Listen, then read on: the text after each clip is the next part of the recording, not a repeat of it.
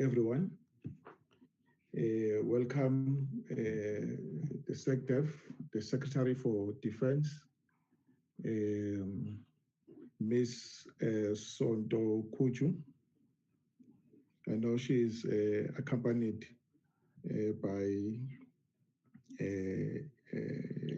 her team members. She is here in her capacity as the chair of NDIC, the National Defense Industry Council. The council is a membership of, it comprises of 11 directors general from government departments, the chief executive officers of AMSCO, and I'm told that Advocate Mbada, the Group CEO of AMSCO, is in the meeting. Are you in the meeting, Advocate Mbada?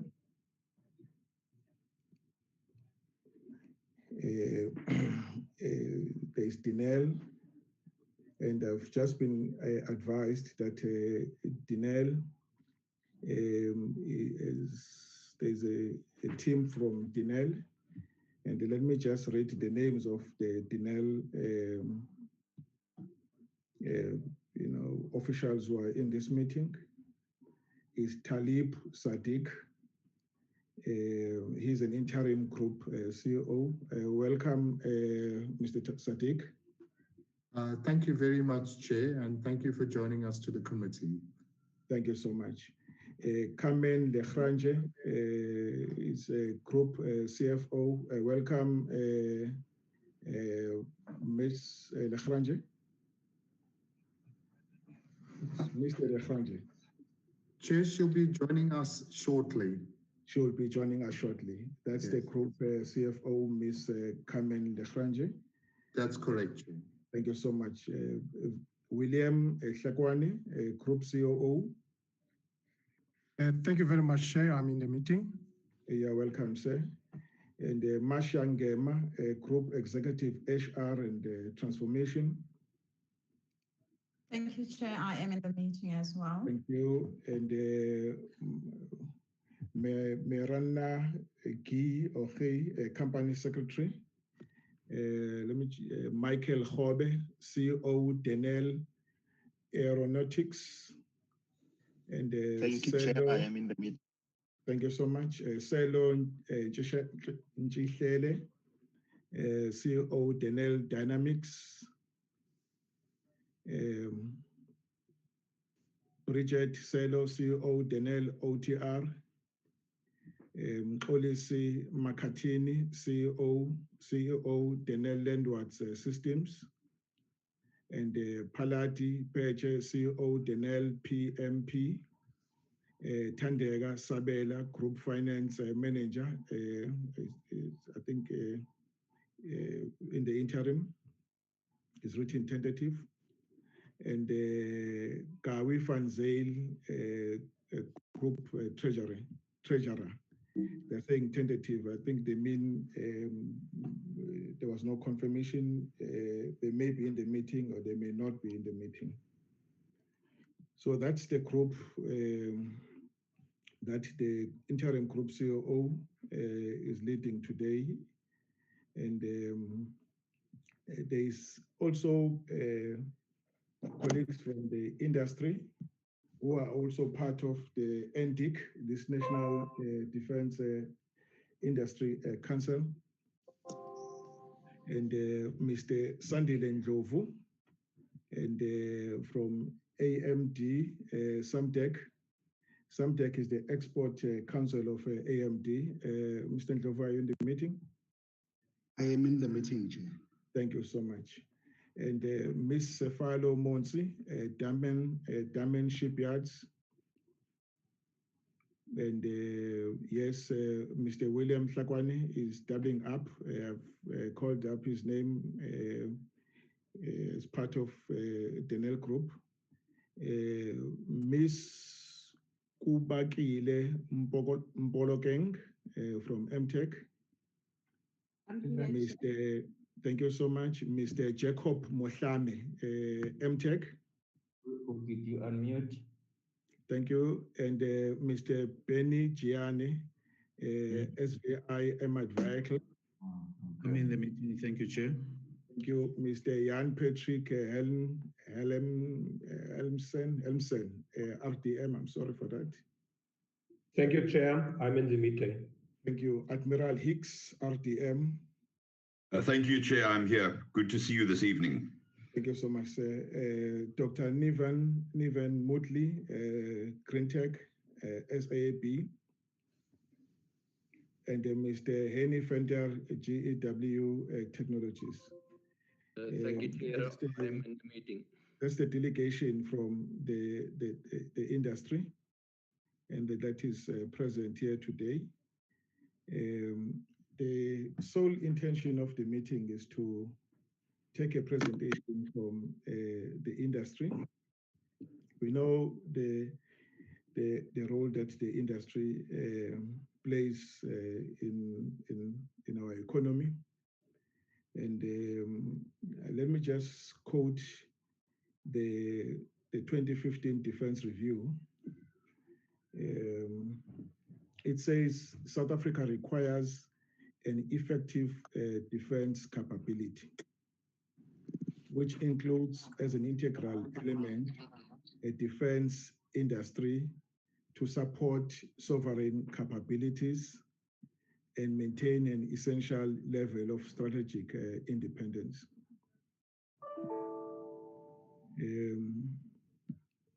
That's the 2015 Defense Review.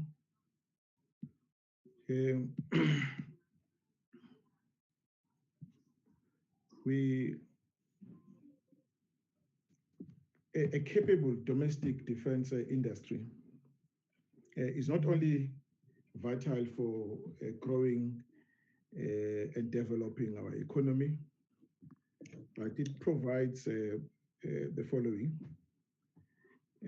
amongst others: ability to sustain equipment in service through ensuring life cycle maintenance, refurbishment, and where necessary, overhaul in the most cost-effective way. It also provides us with an ability to upgrade, modernize, manufacture, and develop equipment and systems for the defense of our country. It also provides us with an ability to meet unexpected demand at short notice and generally reduce downtime. It also provides us with a level of strategic independence, as it reduces independence from foreign manufacturers and reduces capital outflows. It also helps us attract direct foreign investment into the economy, as foreign manufacturers partner with local manufacturers. And it gives us an ability to generate high-tech jobs and expanding both our knowledge and the skill space. NDIC developed a strategy. The main purpose, the main aim of the strategy is to stabilize, sustain, and develop the industry. So today we are meeting to receive progress on the implementation of the defense industry strategy and charter. There is a defense service code charter that was launched. I think it was last year. I'm sure the SecDef will touch on that as well, because transformation is critical in developing the industry, and because it is through SMMEs that the country can actually create the much needed jobs. I've been informed that there are developments in Africa, and where a number of countries are now beginning to manufacture their own equipments to support their level of self-sufficiency. Algeria is one of them. Egypt, Ethiopia, Ghana, Kenya, Morocco, Namibia, Nigeria, Sudan, Tanzania, Uganda, and Zimbabwe.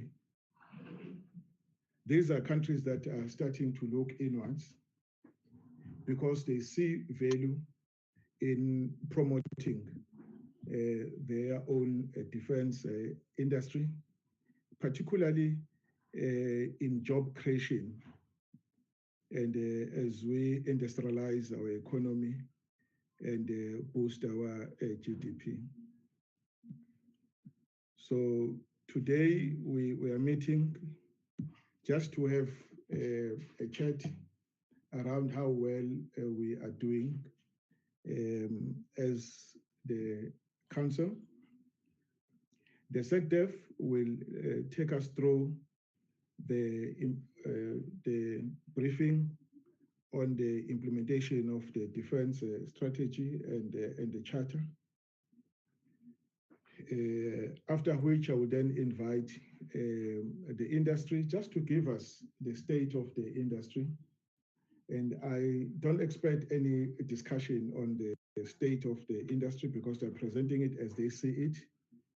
We may ask questions of clarity, just to be clarified on areas that we think we need to shed light on. Generally, the presentation is to give us the context, and because the strategy was developed and is also implemented in the context, and that context is what the industry will be presenting today. I was tempted to ask the industry to present first, to give us the context of where they stay, of how the industry, how it looks like. And before I ask the SecDef to take us through the strategy. What is interesting is that a government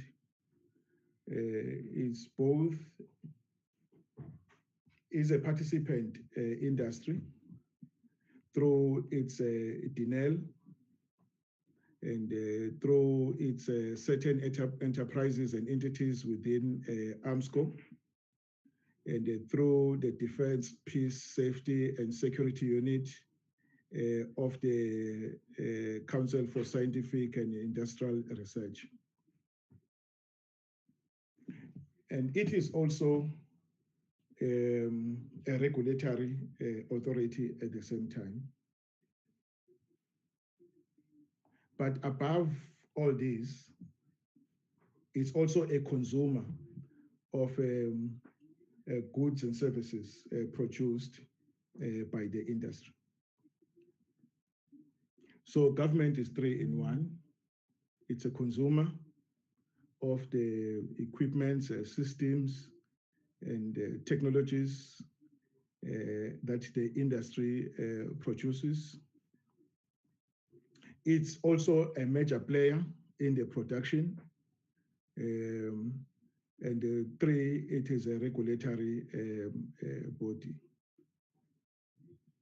So it's critical that there is this collaboration amongst all players, with government playing a central role in the coordination process. I want to end with what I saw in IPAP, Industrial Policy Action Plan 1619, from the Minister of Trade and Industries remarks.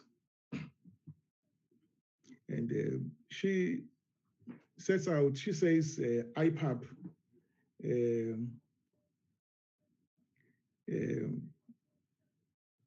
in fact, the minister sets out four main pillars for the envisaged national industrialization project in our country. I will just mention two. He says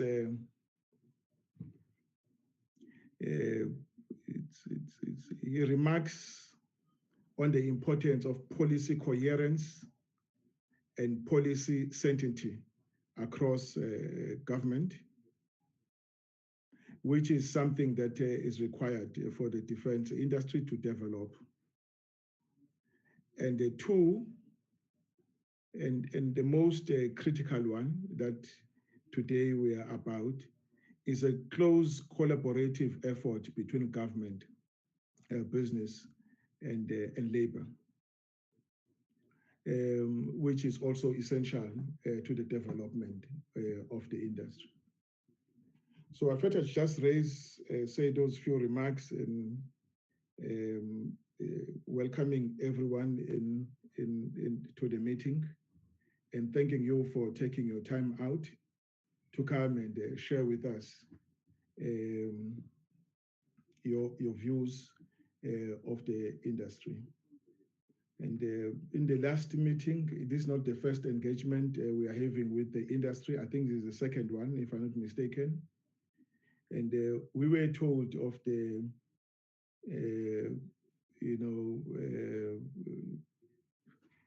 the effect of the defense acquisition budget on the industry, and which dropped from 26 billion rand, 26.2 billion rand in 1989-1990, and that's at the height of apartheid, where the SADF, the National Party, invested every single cent in the defense of the country, as it were.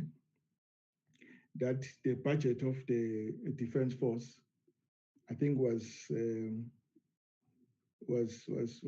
if I'm not mistaken, there was a time where it was number 2. It was the second biggest item on the budget, and above health budget, above education budget, and above social development budget. It's very top. That was the budget of the defense force at the time. Now, with poverty and unemployment being a threat, a security threat to the state, we saw budget being shifted to address the social, economic conditions of our people, improving education, improving health conditions, improving just the general livelihood of our people. And that saw the budget given to the defense declining, and the resultant decline in the defense acquisition budget right up to 2017, right up to 7 billion rand in 2017. It declined further. I think in 21-22, it will be 0 unless something happens. And the research and development funding also declined from 6.1 billion rand, and in 89-90, financial year to 850 million rand in 2017. And it's declined even further. And I'm not too sure how much is now remaining in the budget of the Defense Department of Defense and AMSCO for research and development. So of course, that would have impact on the turnover of the various players in the industry. And in other words, I'm saying this has had a negative effect on the general turnover in the industry. And we saw jobs,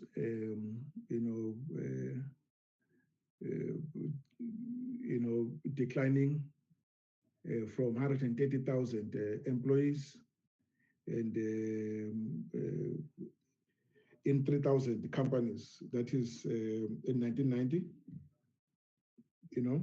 to about 15,000 employees in about 120 companies that are now in existence. And I don't want to say all of these companies fell by the wayside. There might have been some companies coming together, mergers, and or cannibalization and so on and so forth. But the reality is that we had 3,000 companies back then, and we now have 120 companies currently. And back then, we were 130,000 people in the employ of the defense industry companies. That number has come down to 15,000. That was shared with us at the last meeting. So today is just a follow-up discussion on these issues, very critical issues, both for our economy and for the defense of our country. We don't want to lose the sovereign capability or capabilities. We also don't want to lose the skills, high-tech skills that the industry was able to generate. And the industry will also tell us whether they are able to find new markets abroad, because that on its own brings into the country new money, and that would not have been there. And so I think it's not all doom and gloom. And if there is decline in the buying power domestically, and we should look at marketing outside, because that on its own brings into the country a revenue and creates even more jobs for the country.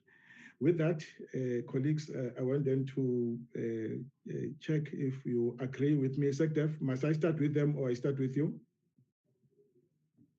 I'm okay, Chair, if you start with the industry. With the industry. Thank you so much. Thank you. And let me just say that, Chair, I think the Deputy Minister was supposed to join us. I don't know if he's linked, but he may just be around. May just be around. Okay, let me just check. DM, are you in the meeting? No, not as yet. All right. All right, colleagues, welcome. And let me invite Sandile Ndlovu, AMD, and to take us through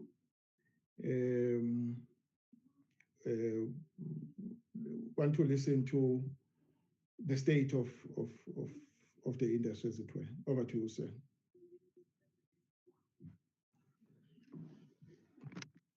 Thank you, Chairperson. Good evening to everyone present, especially the honorable members. We are truly appreciative of the opportunity to address you this evening.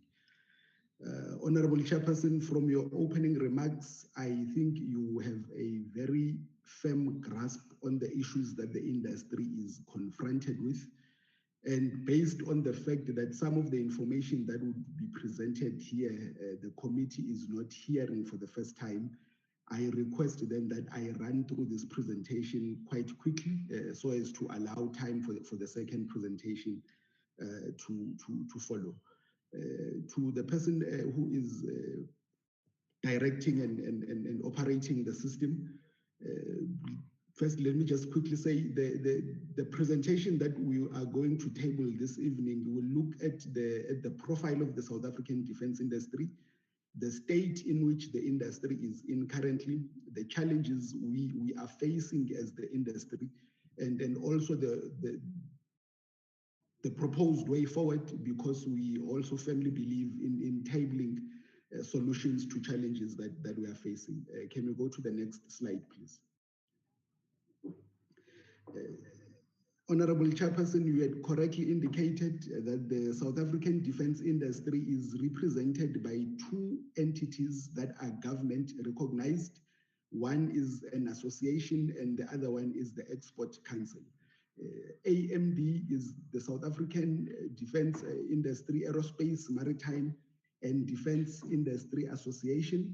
And it was founded about 25 years ago by original equipment manufacturers who were in the defense space at the time, and its primary responsibility is to engage all the relevant local stakeholders in support of the defense industry. With the remarks that you have given, Chairperson, one thing that became quite clear as the industry progressed was the declining buying power of the South African client, which is the SANDF, which then prompted the industry to start exploring opportunities and markets outside the country. Ultimately, then, that resulted, with the support of the Department of Trade and Industry, to the establishment of the South African Aerospace, Maritime and Defense Export Council.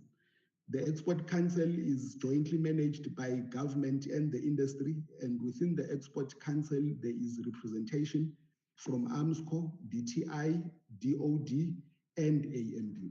Next slide, please. Currently, within the defense industry organizations, Honorable Chairperson, we've got 72 members. These 72 members are not exhaustive of the entire industry. The organizations that we are representing, Honorable Chairperson, are voluntary organizations. So there is a fluidity in terms of membership because people can join and leave as they see fit.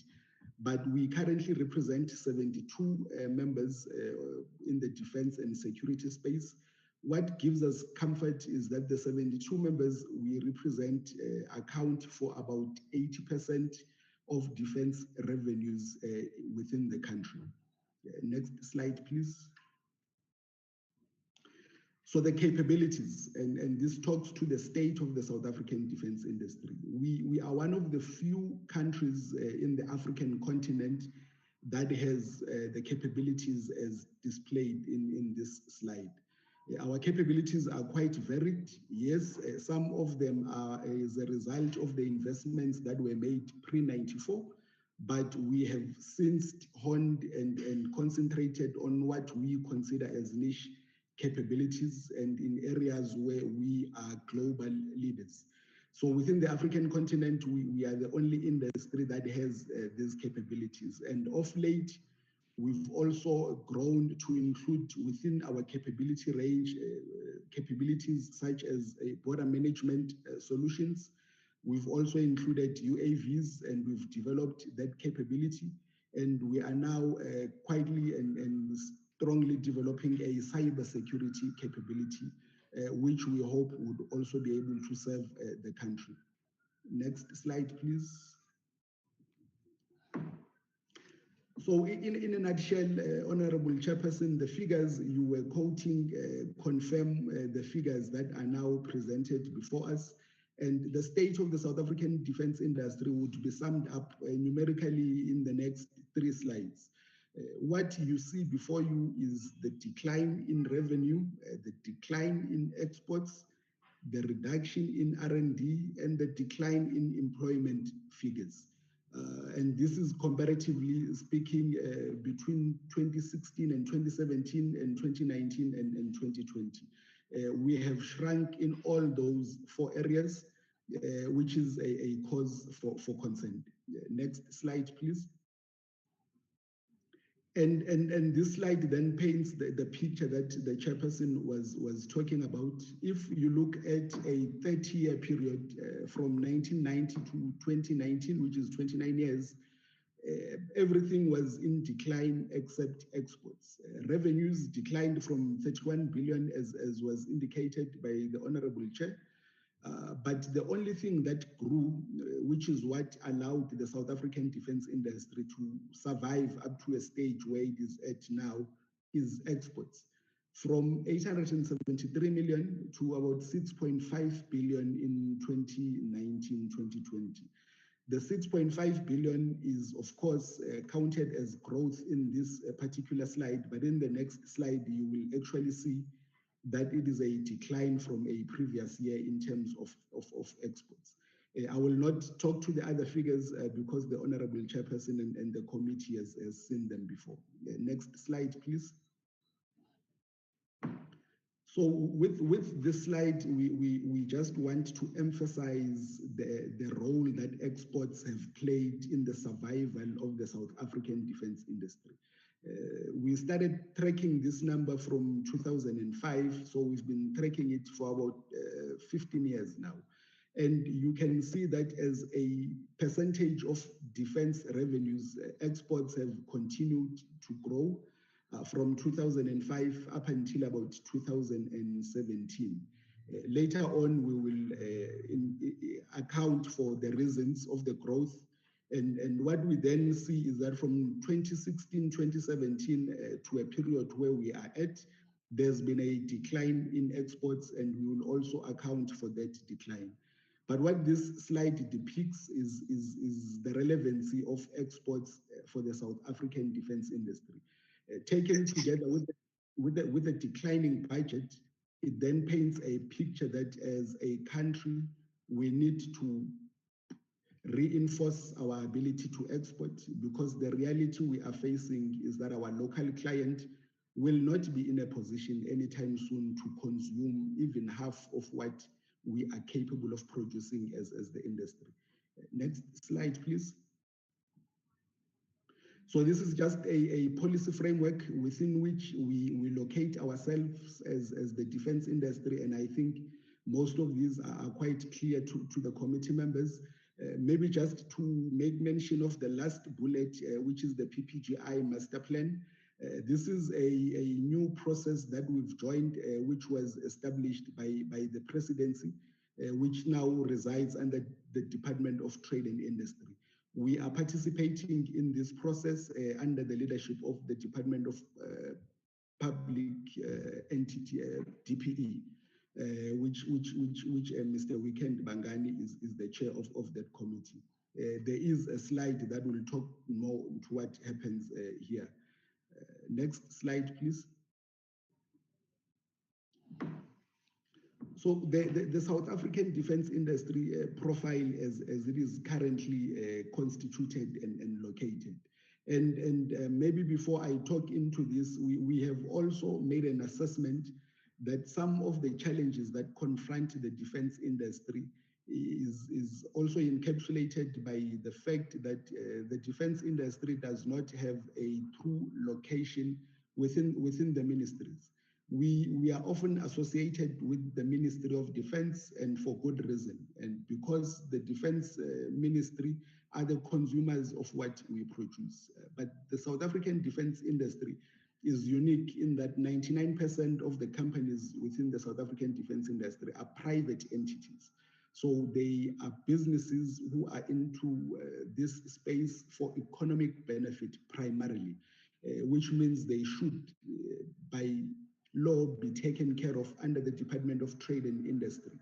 But when we approach the Department of Trade and Industry, they would more often than not say to us, but speak to defense because they understand you a bit better. Yet the Department of Defense is not geared towards supporting companies as businesses. So this is one of the issues that we have picked up. Within the defense industry ecosystem, you've got the Department of Defense, you've got trade, industry and competition, You've got the Ministry of Public Enterprise and Science and Innovation. All these four departments or all these four ministries have a role that they are playing within the industry space, the defense industry space. Therefore, there is a requirement for a coordinating structure such as NDIC to be reinforced so that it can address the locality issue of having a space where all defense industry issues can be effectively dealt with. Next slide, please. So the state of the industry as we currently sit, there's been a decline in budget that is not in question, and the shortfall or the declining budget by extension means the arms of services will not be in a position to either equip themselves or even to maintain the current equipment that they are having. And in your opening remarks, Honorable Chairperson, you indicated the necessity for the South African government to be in a position to protect the sovereignty of the country and the role that the defense industry plays there. If our arms of service are not in a position to equip and maintain their equipment, us as service providers to these arms of services are also affected. And as part of the defense review that was undertaken around 2015, the defense review called for certain actions to be conducted in order to support the SANDF and support the defense industry. So if the defense review were to be implemented now, there would be a requirement of about 53 billion to execute the defense review. And this is a national treasury figure. We are heartened by the fact that our government has continuously expressed its support for us as the defense industry, and that is not in doubt. And what also gives us comfort as the defense industry is that we are very unique, and this has allowed us to find clients and partners internationally. We are very appealing to the international defense community. We have quite a lot of intellectual property that we have not yet commercialized. And if this were to be commercialized, it would further open up opportunities for us as a country and make us competitive in the space in which we are in. Next slide, please. So we are very competitive, and this can be demonstrated by the applications that we put through to the NCACC for exports. We are very competitive globally, and there are parts of the world find South African equipment very good. And what also sets us apart from our competitors is our independence, and our government has jealously guarded this independence since '94, and it has worked well for the South African defense industry.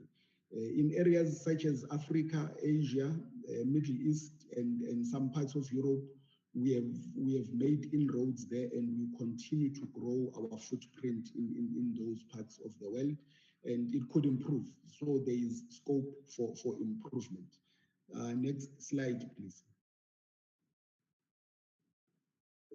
Sustaining the defense industry in South Africa. On this one, we are just going to touch on the impact of having the defense industry on South Africa in general. Next slide, please. So the impact that we as the South African defense industry have on national security. Part of your engagements this evening will also touch on sovereign capabilities.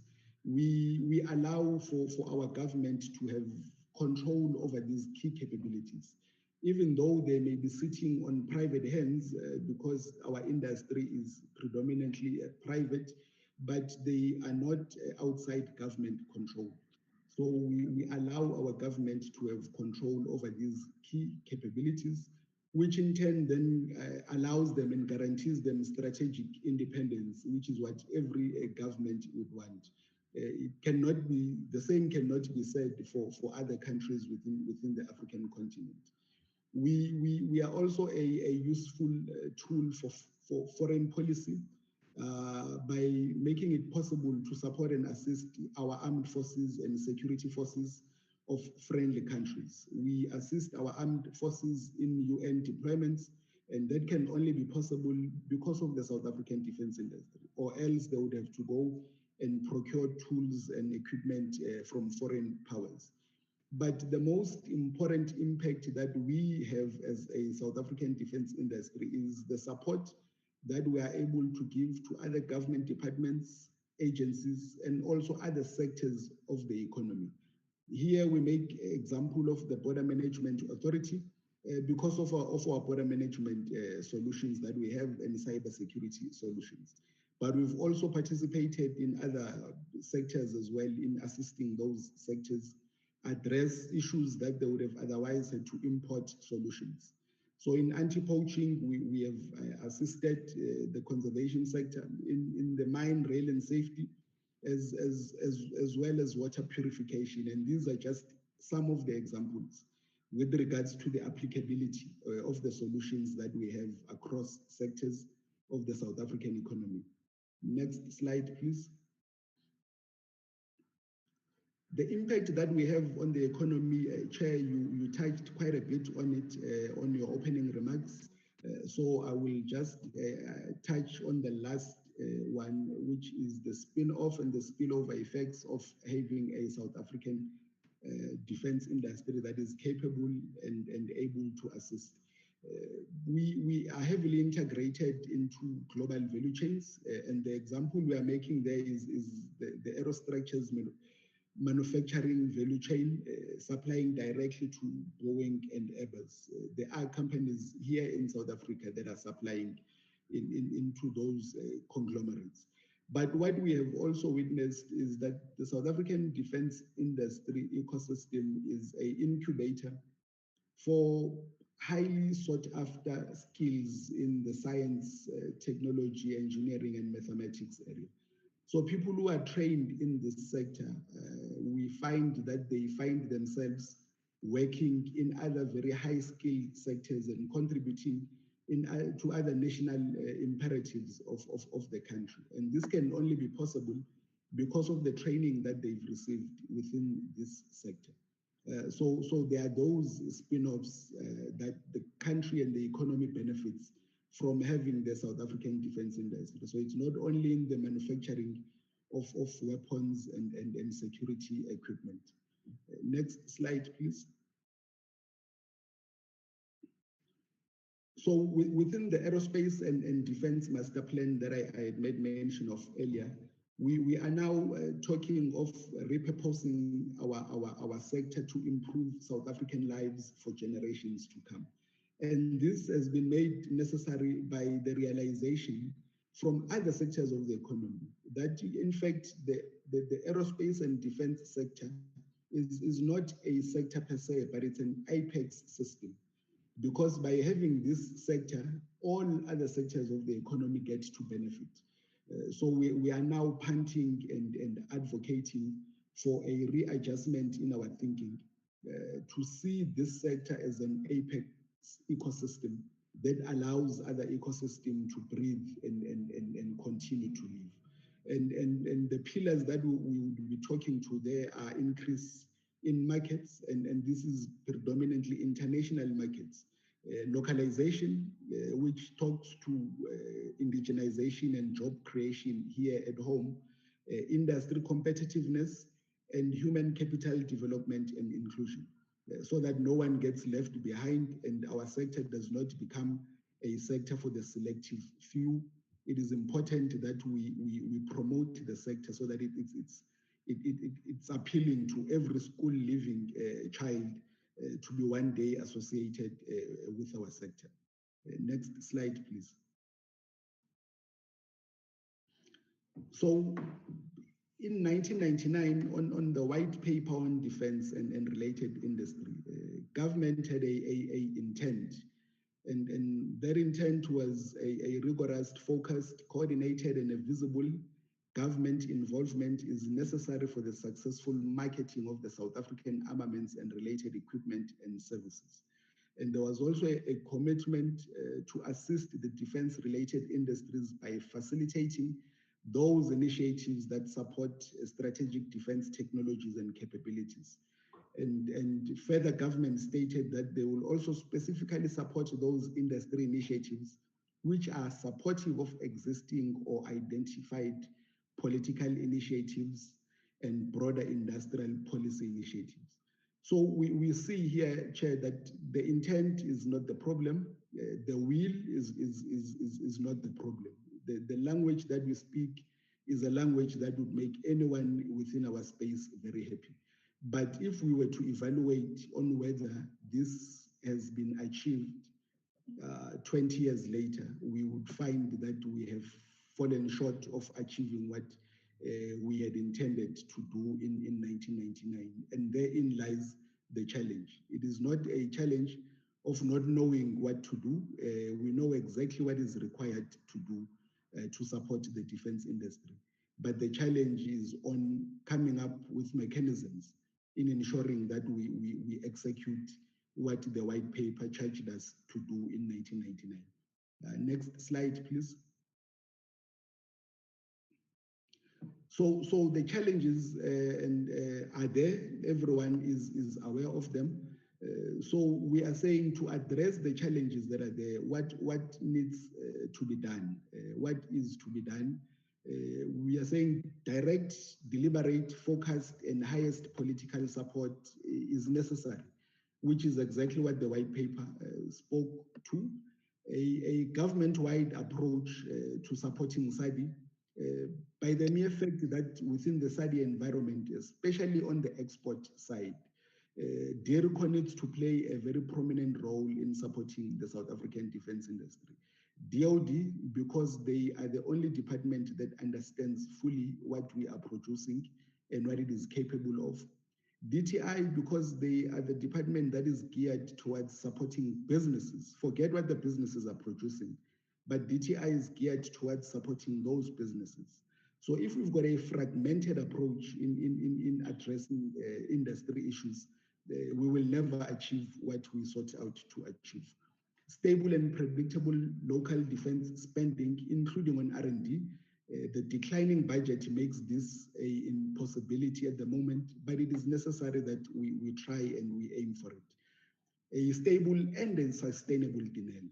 DINEL is a critical pillar of our ecosystem as the South African defense industry. When a DINEL suffers, the entire industry feels the pinch.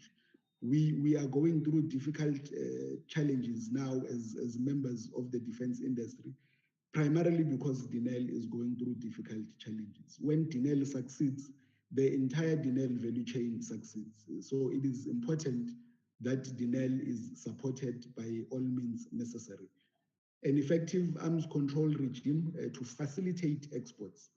Our arms control regime was conceptualized and established at a time when exports were not necessarily at the center of the survival of the South African defense industry.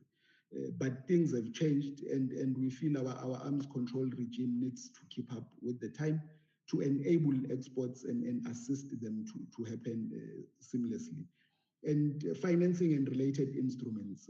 Here, we see that of all the sectors in the South African economy, the South African defense sector is the only sector that is marginalized and maligned by financial institutions.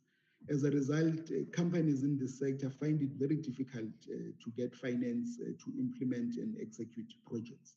And they end up losing those projects because our finance institutions do not recognize this sector as a sector worth supporting. And we think our government can assist us in turning this narrative around, and Parliament can call these guys and to come and give their reasons on why they are not doing it, whereas other competing countries out there are doing it. Next slide, please. So throughout the slide, a theme has emerged that we are very dependent on export. It is a fact, and it is by necessity. It is unlikely to change. So let's analyze the dependency on exports for the sector to survive. Next slide, please. So we are highly dependent on exports as a sector. And these accounts, currently we are sitting at about 50% of total revenue, but we've seen that at the height of exports, we were at 62%. If you drill a bit down, you realize that there are some companies within the 72 membership company that are 100% dependent on exports. A company such as RDM is 82% dependent on exports. So exports are critical for the survival of the South African defense industry, and export markets are key to this. If there is a decline in exports, it threatens all our other contributions to the South African economy. There's a threat to jobs that cannot be questioned. The supply chain suffers, so more companies are likely to close down because we can no longer export. There's a decline in technology investments, which will, in the next 5 or 10 years, render us redundant, because we would not have been able to keep up with the pace of technology development. But the biggest damage that we suffer is to the reputation, and the reputation not only of companies, but of brand South Africa. And this is where we need to manage it, because if brand South Africa suffers, all our other projects of foreign direct investments get affected as well. The reduction in tax revenues, that goes without saying. And there's also a effect on our ability to train engineers for this field and other fields, as previously stated. Next slide, please.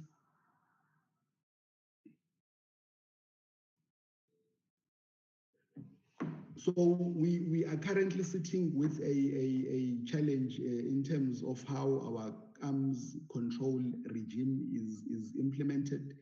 And this challenge we have spoken about quite a number of times for the longest of times. Firstly, it goes without saying that our arms control regime ensures that we as South Africa remain a respected member of the global community in relation to the maintenance of global and regional peace and security. And we see this as a comparative advantage. So it is not a matter of not wanting regulation to be there. It works in our favor. It works in our favor. But because we are now dependent on exports, it needs to be a regime that is supportive, that becomes an enabler of exports, unlike in the current situation where it has become an inhibitor of exports. And we do not want to export irresponsibly. We do not want to be reckless in our exports, but we need to have a system that allows us to export in a predictable manner. On the negative side, it is precisely what I've just said, that our current regime hampers our ability to compete and our ability to successfully export due to inefficiencies, ineffectiveness, and unpredictability of the system. And the system needs to be capacitated, it needs to be improved so that it addresses the challenges that we as the stakeholder have observed. Next slide, please. So in a nutshell, our regulatory environment is comprised of 3 acts. The one that is more applicable to us is the NCAC Act. And the challenges that we face there, if one were to summarize them, is the regularity and the predictability of cabinet committee meetings. And these cabinet committee meetings are critical because they are the final arbiters on our applications. So if they do not sit, we end up not knowing on whether we have a green light to export or not.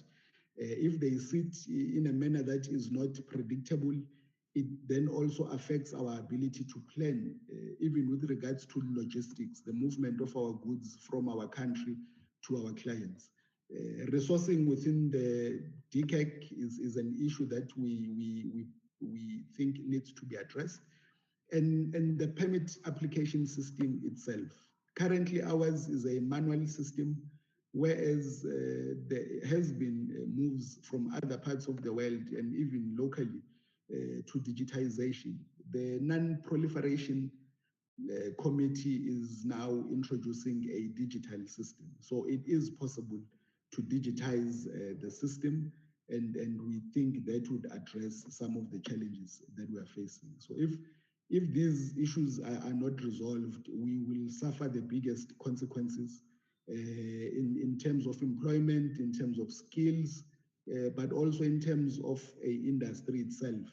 Because if our industry is heavily reliant on exports and they are unable to export, most will close shop.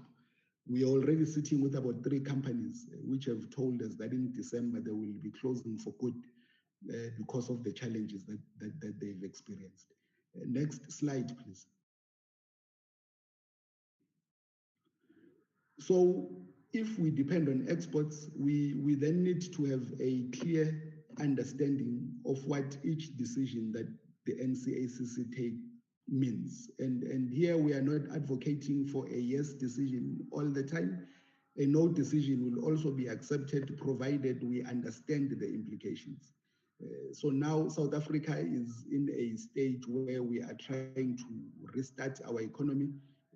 Our economy has shed jobs. We are trying to create as many jobs as we possibly can. So some of our national objectives as a country needs to be taken into consideration whenever we make decisions that would have an impact on them, positive or negative. So here we were just putting in schematic form what the implications would be.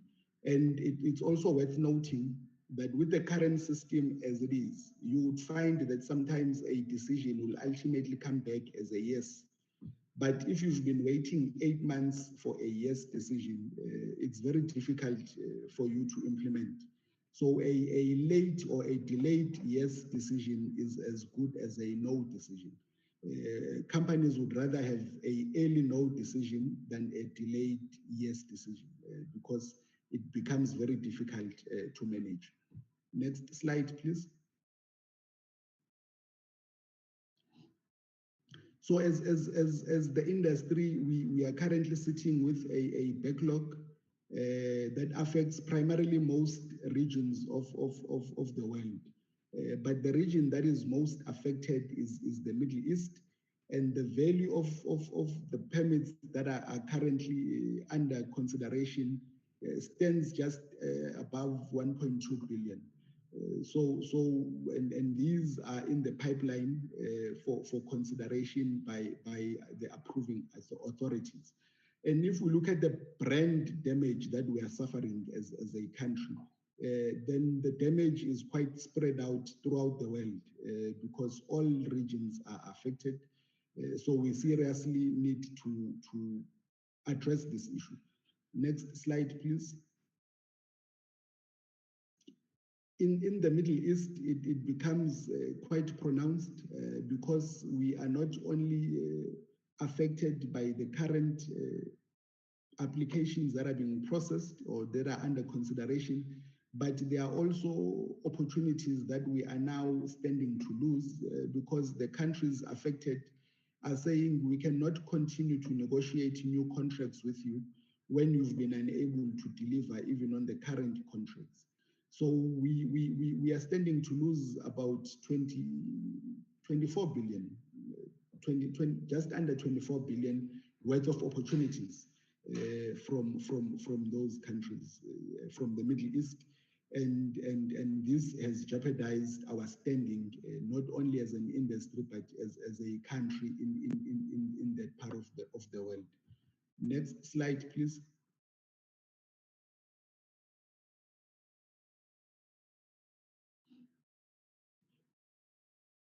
All right. So as part of a way forward, we are then proposing the following solutions and making the following suggestions. Next slide, please. The assistance that we would request and beg for from the Joint Standing Committee on Defense is just to ensure that there is a common understanding that international defense industry relations are highly political and need to be driven by political leaders. We often compete, primarily in West Africa, we often compete with the French for business in that part of the world. And whenever the French are looking for business in Cameroon, in Ivory Coast, they would send their highest political principles, depending on the value of the business. President Macron has been to West Africa quite a number of times. And every time when he leaves that region, contracts are signed behind him. So the nature of the business that we are in is highly political. And relations underpin or undermine international relations between two countries. And if there is sour relations in our space, it can affect other parts of governments as well. Brand reputation, I've spoken about this. We would request an engagement with the presidency on the implication of the challenges that we are currently facing. Instruments used by the state should support defense industry exports. We need to fast track the approval process, and we also need to allow for interim measures that would allow the industry to operate in emergency periods and in election cycles. So the COVID pandemic became quite a very strong point for us because it showed that we could not function in emergency periods because the ministers and everyone else was unable to work at that time. And because of our dependency in state institutions, even when the restrictions were lifted, we still suffered. During election cycles, the chairperson would be very well aware that whenever there's to be elections, Parliament goes on recess, and ministers are parliamentarians first and foremost, and they are also then required by their own political parties to go on campaigns, which makes their availability for other government work very limited. So we tend to suffer during election cycles or when there are changes of administration. So we know this, we can prepare for this because we know it's going to happen. And digitization of the system is something that we are also advocating for. Next slide, please. This is more on policy interventions. The first one is aimed at primarily supporting domestic acquisitions because we have seen that the Department of Defense alone would not be able to consume what we produce. But we are also aware that there are other government departments who consume what is produced by the defense industry. But when it comes to procurement, they buy elsewhere, unlike the defense. So if there were to be designation of certain types of products for local content, meaning it would force our government departments to procure locally because the capability is there and it would then support the growth of the industry locally. Something similar to what CETA was established to do is bulk procurement approach. While CETA does it in the ICT space, we are advocating for something similar in the security space. You've got metros that are procuring what we are consuming, you've got government departments, and you've got the DOD. If there could be a bulk approach to procurement, not only will our companies survive, but our government would also save a lot of money and cost in that. And AMSCO could assist in this process. And then the implementation of the border management agency, this will unlock quite a lot of opportunities and our industries could benefit from those. Last slide, please.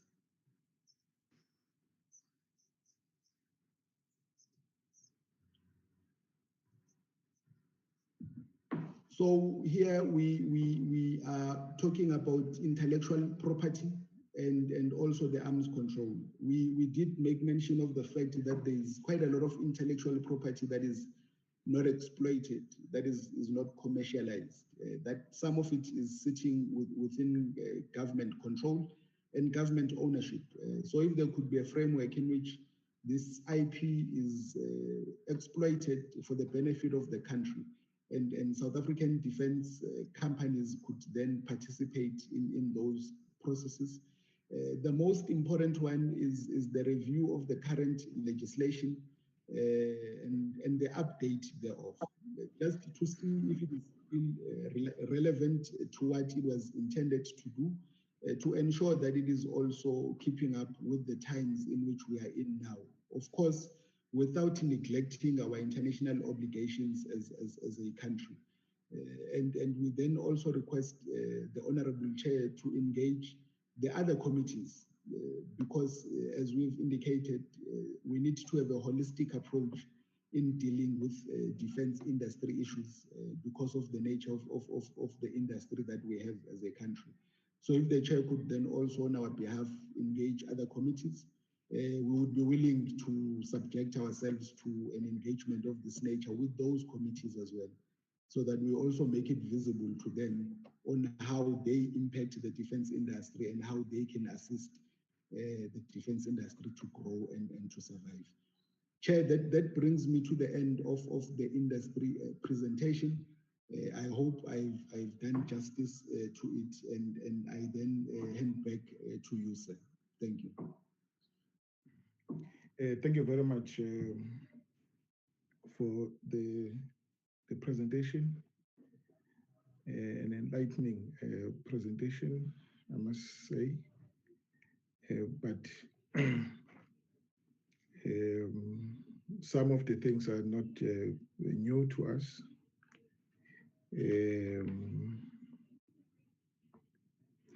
Some we thought they've been resolved because we had a discussion with you, with the industry previously, and you expressed some of the sentiments of the challenges that we thought were resolvable. So we don't need, anything scientific to resolve them, because sometimes are man-made challenges that only men can resolve them. All right. The good thing in this meeting, there are various, players in the industry, and on the screen I see that even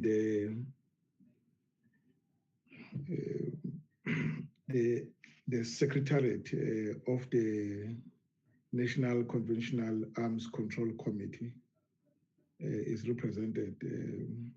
I see Ezra Jele on the screen. I don't know who he is with, but they come from that regulatory authority that you spoke about. And you raised, issues that you think they hamper the company to be, the industry to be, to compete successfully. I know they've addressed some of these issues, and I'm sure you would want to comment. I wouldn't want to shut him out of this meeting.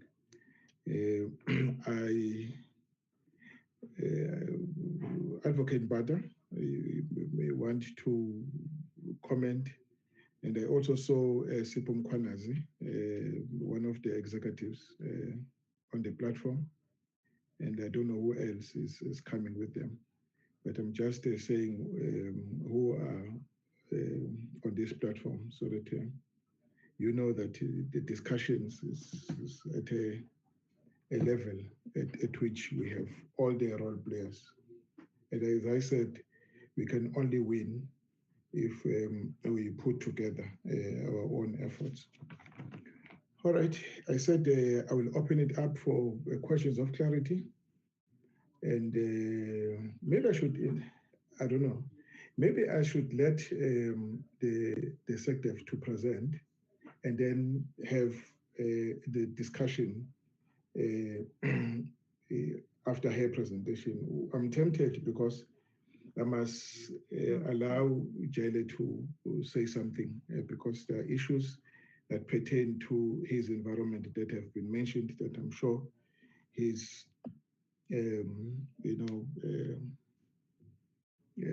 itching to address them. All right, let me just pause there and invite SecDef to do the presentation, and I will then come back to the two presentations. Thank you very much, Chairperson. Yes. I would ask, yes, okay.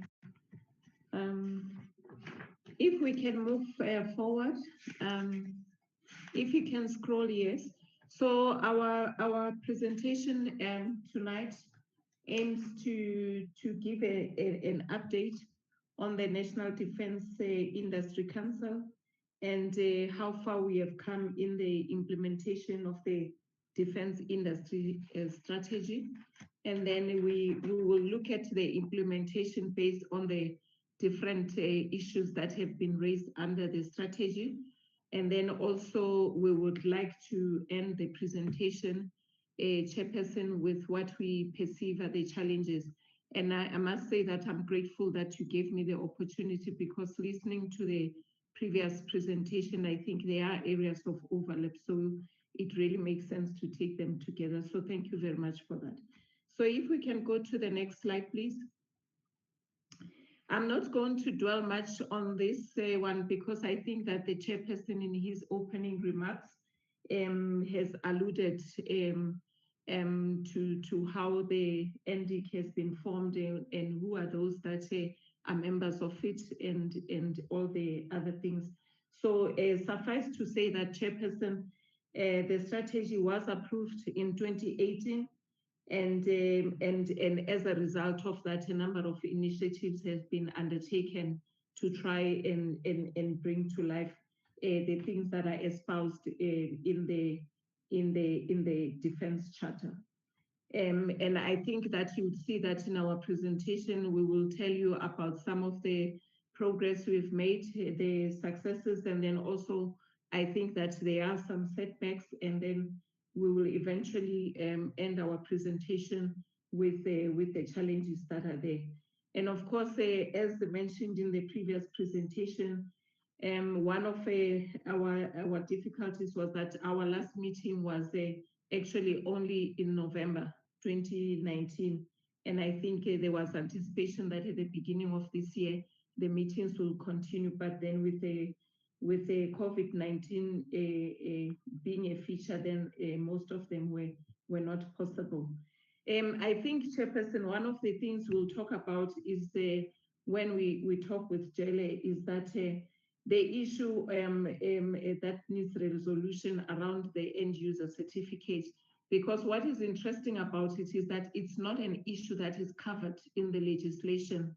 But I think that on the proactivity side of the South African government, it was then put there, because it does have some challenges when you have to go and inspect whether the weapons that you've sold to other countries are not going to end up with the third users. And with most countries, the difficulty is from a security point of view, because they don't want to open up where they keep their weapons and what you are going to be able to see. So it becomes a challenge. But then also, to what extent are we diligent about verifying whether whatever we sell doesn't end up with a third party? So, and I just want to mention also, Chairperson, that the Defense Sector Charter itself, as well as the strategy, they are available on the website of the Department of Defense. So if we can go to the next slide, please. Here, Chairperson, I just give a little bit of a background of what we are seeking to achieve as a result of having that strategy. And primarily, it is really to ensure that we have a very sustained and developed security industry. And I think it's very critical in the previous presentation. I think I couldn't stress more the importance of the security defense industry. Particularly, I think that what is appealing with it is that it not only focuses on issues of security, but it is also a security asset, and also from an economic point of view, we use that to generate income back into the country, as they also elaborated earlier on. Amongst other things that the strategy talks to are the issues of the sovereign defense technology capability. That this is what is key to us. And I think that it has been spoken about not only from the defense, from the DINEL point of view, but from the industry as a whole.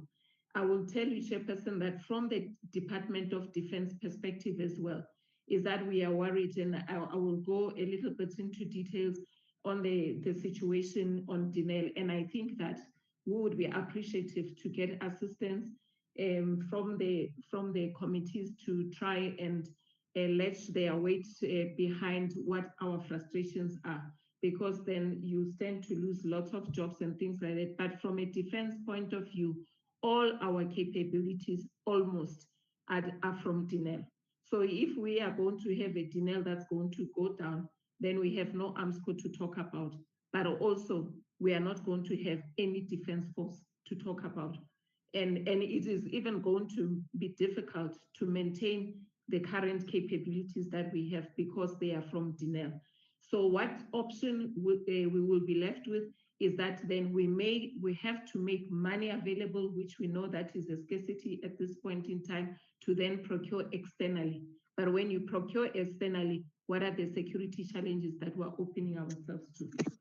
And then, of course, the other thing that the strategy talks about is the level of the strategic independence that provides you, by being in the industry, because you can produce for your own market, but also you can then export. And then the strategy also provides for the defense force with a requisite optimized equipment capacity. It is very critical, because then at least when we have our own, then we are able to export. So we will procure domestically as well as externally. And then, of course, I think there was a touch on the issue of the diplomatic tool. And DERCO is very critical here, because then they are our face to the world, and they are the ones that are able to promote the South African businesses outside, and then so that then we can attract foreign currency from the other countries that will help us be able to respond to our own domestic challenges. So I think that one cannot overemphasize that from if you look at it from a diplomatic tool point of view, marketing becomes therefore extremely critical. And then, of course, the strategy says that we need to have equipment that we can provide to other security agencies. Chairperson, let me just say that with the problems that DINEL is facing, it was actually, it sobered us up to actually understand even how many of some of the security cluster departments were actually procuring even things like bullets from other countries. When we produce them, PMP is here, but we were not buying. And I think that what was good is that in trying to deal with the issue of DINEL, we felt that we needed to bring the JCPS cluster on board. And from that, we then saw that it is possible if, as government and a country, we throw our weight behind DINEL, we will salvage our defense industry. So I think that was something positive that came from that. And we, of course, need to maximize the positive impact of defense spending by means of actually building our local manufacturing capacity. And then also that will help in terms of bringing money into the country, but it will also help us to create more jobs that we always talk about. And of course, we know that during COVID-19, we lost a lot of jobs. So I think there is that potential within the industry to create even more jobs. Then also we think that we can encourage local design and development and therefore that will help us to generate exports. I think that technologically we're not doing badly as a country, and we can only harness that. And the more we innovate, is that the more we are going to have products that we are going to be able to put on the table. Now, the other thing that we want to look at is the issue of establishing new technologies. I think one cannot overemphasize that, but you cannot also divorce the issue of new technologies from catapulting the industry to a new level. But you also can do new technologies when you also invest in research and development. On the next slide, Chairperson, can we go to the next slide, please? On the next slide, Chairperson, here we are just trying to demonstrate a point that you know, if we do not support our host, can you switch off Honorable Chabelen's mic? Thank you, it's off now. My apologies, Secretary. Thank you very much, Chairperson. I think in this slide we are trying to drive the point home of why it is important that the defense industry needs to be supported. Because if it isn't supported, one, we may be faced with an uncontrolled shutdown. And if we do have the uncontrolled shutdown, very little will be dependent on us as to what we do, because it would be uncontrolled. But what it will do is that the industry will implode, and at best it will fade away, and we will run out of orders and exportable products as a country. And I'm not even going to belabor the point on what that impact will have on the defense force itself. We will even lose our maintenance, repair, and overhaul capability. So I think that's why we thought that we need to emphasize that. The second thing, if then we don't throw our weight behind the industry, is that we may have the luxury of having a planned shutdown. So what that means is that there would be no likelihood of defense acquisition and research and development funding. So what we will only be dependent on will then really looking at issues of maintenance, repair, and overhaul capability. But that in itself will probably not be sufficient. We will, the third one is that we can secure, stabilize, and sustain. And this gives us the opportunity to then say that, you know what, we want to take the industry seriously. And if we do that, we give it some degree of security, we stabilize, but also there is sustenance. But over and above that, there is a lot of predictability. And so we will need to have a focused acquisition strategy, and then R&D funding. It becomes very critical if we are to sustain our production development and also design capabilities, because remember, we design so that then we can export elsewhere. And I think that this is something that we need to look at seriously. Then the fourth option is that we secure, we stabilize, we develop and sustain. This is largely dependent on availability of funding. This is not affordable if the funding levels are not going to be supporting that. What we can do then is that with whatever is available, we can only stabilize and sustain. And then at a later date, then look at development. So it means that we'll be stagnant also in terms of coming up with new products that we want to be sending out. So this is really largely also an option that we can pursue in future, but that will be likely, most likely dependent on adequate funding. And this, Chairperson, I mean, we were telling you what our strategy envisaged, but we know that already we are in trouble as a defense industry. Now, what is the desired end state, which is on my next slide? So with the next slide here, we are just saying that as South Africa, our vision is really to be globally competitive and have a very much integrated defense industry. And that will be supported through what is our national interest. And that supporting of the industry is also largely dependent on what government does. And that's the preferred choice for defense-related solutions. We can then say we can focus primarily on the African continent, but even now you'll see that the procurement that we have, there are many other countries that come outside the continent. But if we don't also move forward, Chairperson, I think in your opening remarks, you were mentioning a number of African countries that are also getting into this industry. So it's going to be very competitive. So whilst ours is struggling, others are starting.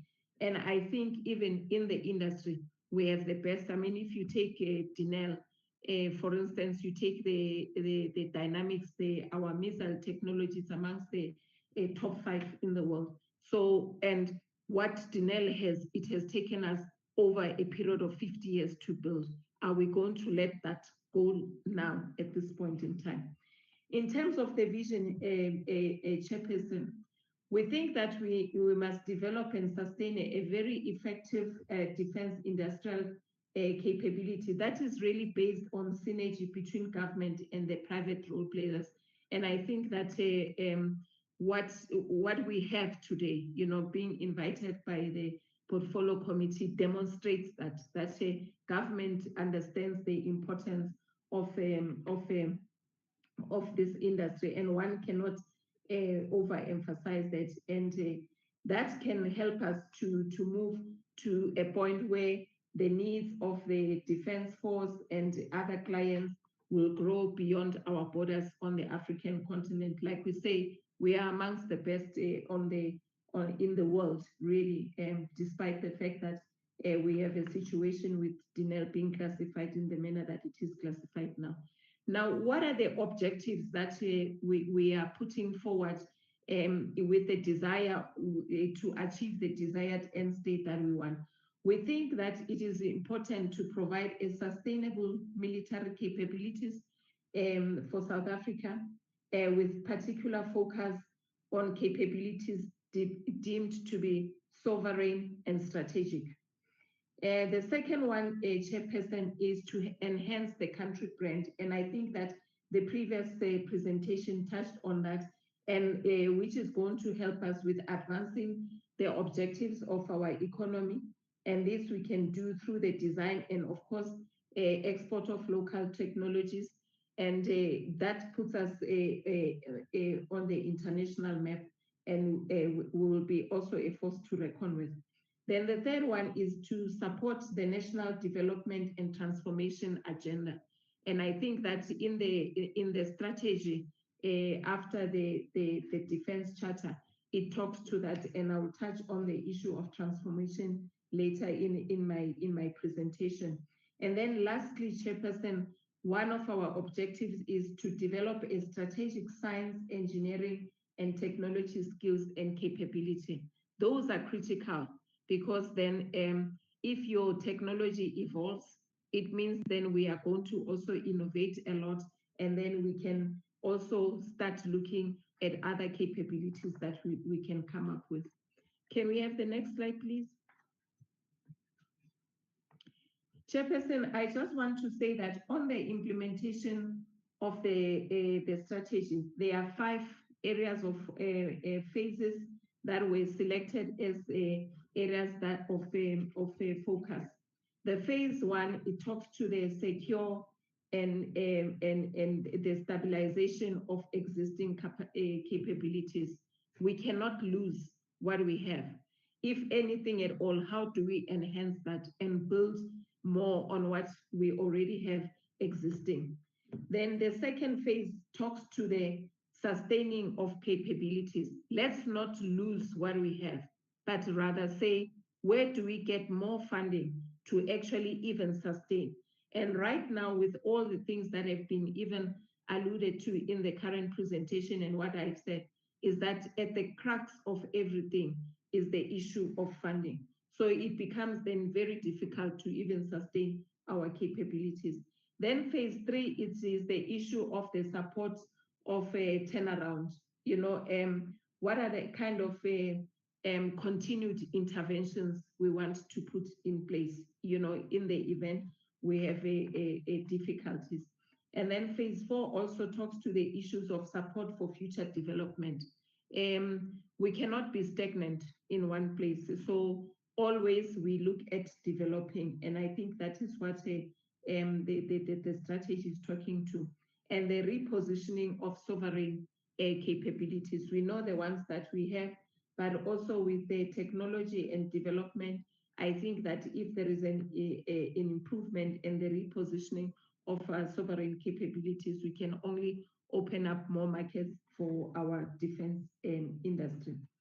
Let me also say, Chairperson, the current initiatives in line with the strategy, they focus on the defense sector charter, which is largely about how we look at the issues of broad-based economic, Black economic empowerment. It also touches on the issues of the Defense Industry Fund. And it is critical to mention this because then you will find small and medium companies that are struggling to enter the market. And mostly it is because of the lack of funding. And then also the resource-based alternative funding model, which others commonly call as the barter system. That is something that we need to look at. And then, of course, the designation of small caliber weapons and ammunition. And this, we have also classified it under our sovereign capabilities, where we produce your guns, your rifles, and all those ones, so that we don't lose the market, but we also begin to create a local content. Next slide, please. Chairperson, allow me to go into the NDIC initiatives, what it is that we're doing to implement the defense industry strategy. So here, Chairperson, let me start off by talking about the objectives of the Charter. The objectives of the Charter have to do with the transformation of the industry. It focuses on ensuring effective participation of Black people in the South African defense industry. And then it also encourages a participation and growth of the small, medium enterprises in the South African defense industry, as well as encouraging and promoting growth of technical innovation, which is really key, because if we don't innovate, then there would also not be any growth. And then we promote also a South African defense industry that is that we want to see being profitable and a sustainable industry. And I think that with the previous presentation, it showed where we used to be and where we are at now. And what is it that it is going to take for us to go back to what was, if ever we are able to get to that. And then, of course, the other intention is to promote local manufacturing capability, which will be good for our own local consumption, but also for export purposes. And then, of course, there are issues of advancing the acquisition, retention, and transfer of critical technical and scarce skills. And I think this, Chairperson, is very critical, and you will see that later on we will talk as well about the issue of denial, because with the state in which they find themselves, we have lost a lot of skills to other countries. Now, this also does impact on your IP, because your IP is the workforce that you have, the ideas that they bring, and that's where your IP is. If we lose them, what does that then mean for our South African defense industry?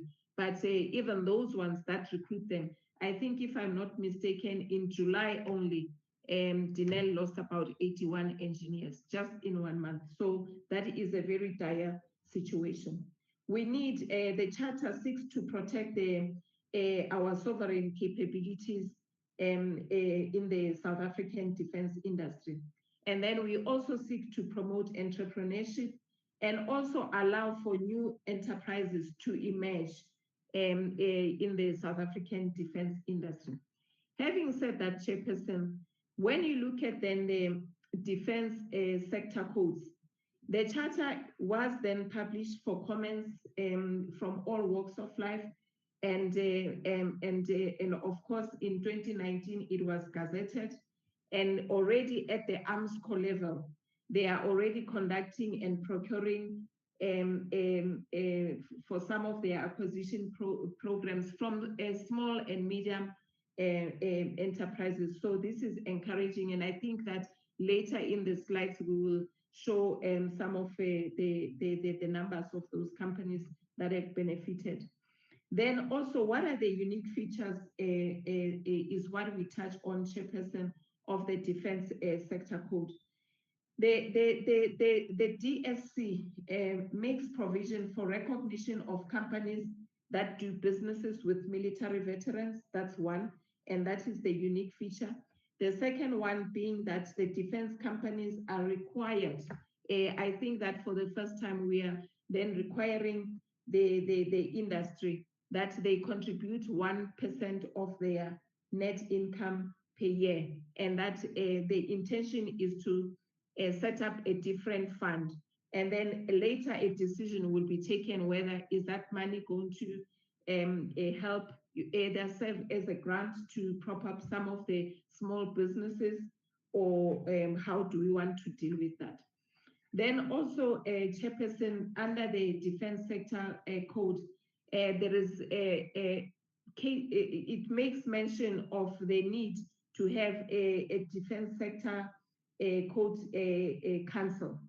So this council basically has its functions are clearly elaborated, and they are the ones where they provide guidance, clarification, support, and assistance with the interpretation of the defense sector code, but also to make sure that there is compliance, because if we then don't hold companies accountable, maybe we'll never transform the sector. But also the council is supposed to facilitate the implementation of the defense sector code, and then they have to also compile on an annual basis a report on the overall progress that is made by the industry with regards to the implementation of the codes. And then of course, they do issue implementation guidelines, and they also initiate and supervise revisions to the defense code. And then also the most critical function, Chairperson, is that the council has to assist with the establishment of the Defense Industry Enterprise and Supplier Development Fund. Now, this is the 1% that we are talking about. So it will be within the fund. And I think it will complement well the Defense Industry Fund. Now, Chairperson, let me also state that the council has to be appointed by the Minister of Defense and Military Veterans. At this point in time, this has not yet happened. I had a conversation with the minister, and her intention is that by the end of January, we should have this council in place, so that then we are able then to get started with the functions that they have to carry out. Now, because then we don't have the council in place right now, we propose that the interim arrangements that the BE steering committee serves as an interim charter council, and that the steering committee has recommended that the enterprise and the supplier development fund, in the meantime, whilst we establish the fund, if ever we establish that fund, that it should be hosted by the Defense Industry Fund. And the proposal, Chairperson, is that because the industry, the Defense Industry Fund is already in place, I understand that the process to set up the fund is very protracted, but also is very costly. So why not latch onto this one? Because the Defense Industry Fund is also supposed to help the small businesses that are trying to get into the into the defense industry sector. Now, focusing on the next slide, please. Here we focus specifically on the defense industry fund itself. If we can go to the next slide, please.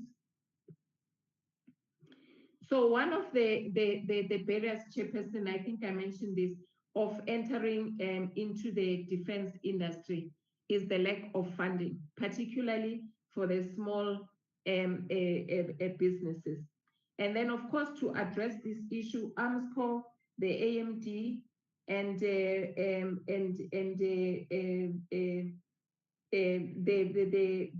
particular bank, they came together and established what would be a fund that is foreseen to be run independently. And this has been licensed, and it is also run by a fund manager. So this fund was launched, Chairperson, in 2018, and the sole purpose of this fund is to provide contract financing to small and medium enterprises and to facilitate also transformation of the defense industry. So DIF provides contract and project financing to small, medium businesses and to defense and security companies in South Africa. So this is intended to help companies that want to enter the industry. It need not be only in government or state-owned enterprises, but even those that will want to go, that will be doing things broadly with our South African defense industry. Now, the governance structure in place is that there is a fund manager, which is licensed by Financial Sector Conduct Authority, and there is also a DIF advisory council board that is constituted with representatives from the DOD, AMSCO, AMD, and the fund manager. And the DIF has an advisory council board which meets every quarter. A process at this point in time that we are following is that with defense, we are also expected to sign an MOU with this industry fund. So that is still a work in progress. The MOU has been developed and is still being looked at. If we can go to the next slide, please. Now, from the capital raising point of view, our highlights is that already it is in place, the fund, and it is functional with a proper infrastructure in place. I think it's important to emphasize that. But then also we have Crit Capital that has managed to raise the initial capital from capital markets to lend defense's small and medium enterprises. The funding is specifically for contracts or purchase orders that are issued to small and medium enterprises. The downside of it is that the fund did not get any support from the public sector institutions in terms of giving their financing, or nor did could they receive assistance from the development finance institutions that have provided funding to DIF. Defense sector does not seem to be provided support that will encourage the non-defense related investors to also want to come to the party in terms of providing funding. What are the ideal objectives that we want to see come out of this? So, and these would be what we would ideally want to have. That we would be good to integrate the funding with the Enterprise Development Fund, with DIF funding to show private sector that the defense is also supportive of what they are doing. So if then the idea is that we have them together, then it will show that at least from the government side, also there is something that we are doing to throw our weight behind making sure that we prop up the small businesses in the industry. And then of course there was the issue on the Denel Retirement Fund and the AMSCO Retirement Fund that could also provide funding to the Defense Industry Fund with the aim to promote the industry that its members belong to. The next slide, please. Then on the loan origination, the highlight is that Crete Capital is receiving applications that come from AMSCO as a result of the delisting on the AMSCO's website, and that it is also currently, the Crete Capital is also currently reviewing 5 loan applications, which is a good development, and that the first AMSCO invoice discounting deal was approved already in October of this year, with funding directly provided by Crete Capital Partners. However, having said that, Chairperson, one has to say that there are also challenges that we are facing, and that we still have to, as I did mention, that we still have to finalize our MOU, but also the issue of the DIF integration within DOD and AMSCO. Right now, that is what we think is probably something that we need to fine-tune. The issue of the MOU I've spoken about. And then, of course, Crete has also requested a list of tenders issued and awarded to SMMEs, but lists are not always provided or always available. And the contact details of some of these small and medium enterprises are not made known. So it makes it a little bit difficult to then see how we are going to assist them with the funding. And then DIF has requested invoices as well of outstanding payments not paid by DOD and AMSCO. And again here, I think the information has been very difficult to make available, but it's something that we're working on and see what is possible to do. Because then this is a fund that we need to be supporting wholeheartedly with its clear objectives of uplifting the small businesses. And then the outcomes, the ideal outcome is that DIF to be listed on the DOD and AMSCO tenders as a source of funding. And I think I did mention that already some of the companies are aware that this is available, and Crete to be provided with a list of issued and awarded tenders, and also provide with a list of invoices that are yet to be paid, and that DIF maybe can provide funding where there are struggles on the back of those invoices. So, and then of course, there is also an issue about the ability to verify contracts with AMSCO and DOD at any point, not hindered at this point in time. Now, on the issue of the governance, which is on the next slide, Chairperson, on the issue of governance of DIF, I did mention that the DIF has an advisory council that meets on a quarterly basis and has been meeting on a continuous basis since its inception. And then AMSCO and AMD participate in all these meetings, and that Crete Capital principals are going through AMSCO security clearance. And I think that these will be resolved soon. Where we have challenges. It's 10 to 8 now. I'll give you until 8 o'clock. Okay, all right, Chairperson. I'm almost also close.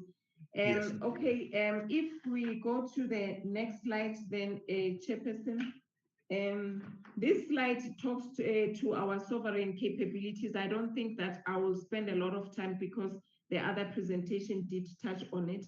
And then here, Chairperson, on the task team on DINEL, I think we have talked about it because then when NDIC established this with an intention of giving support to the DINEL executive in finding solutions to their liquidity crisis. And then a comprehensive report was compiled with recommendations that were made. And then, and of course, there was a motivation for additional funding that National Treasury can make to assist DINEL. And then, of course, I think some of the challenges were that the CEO at the time left, and right now we have an acting group CEO.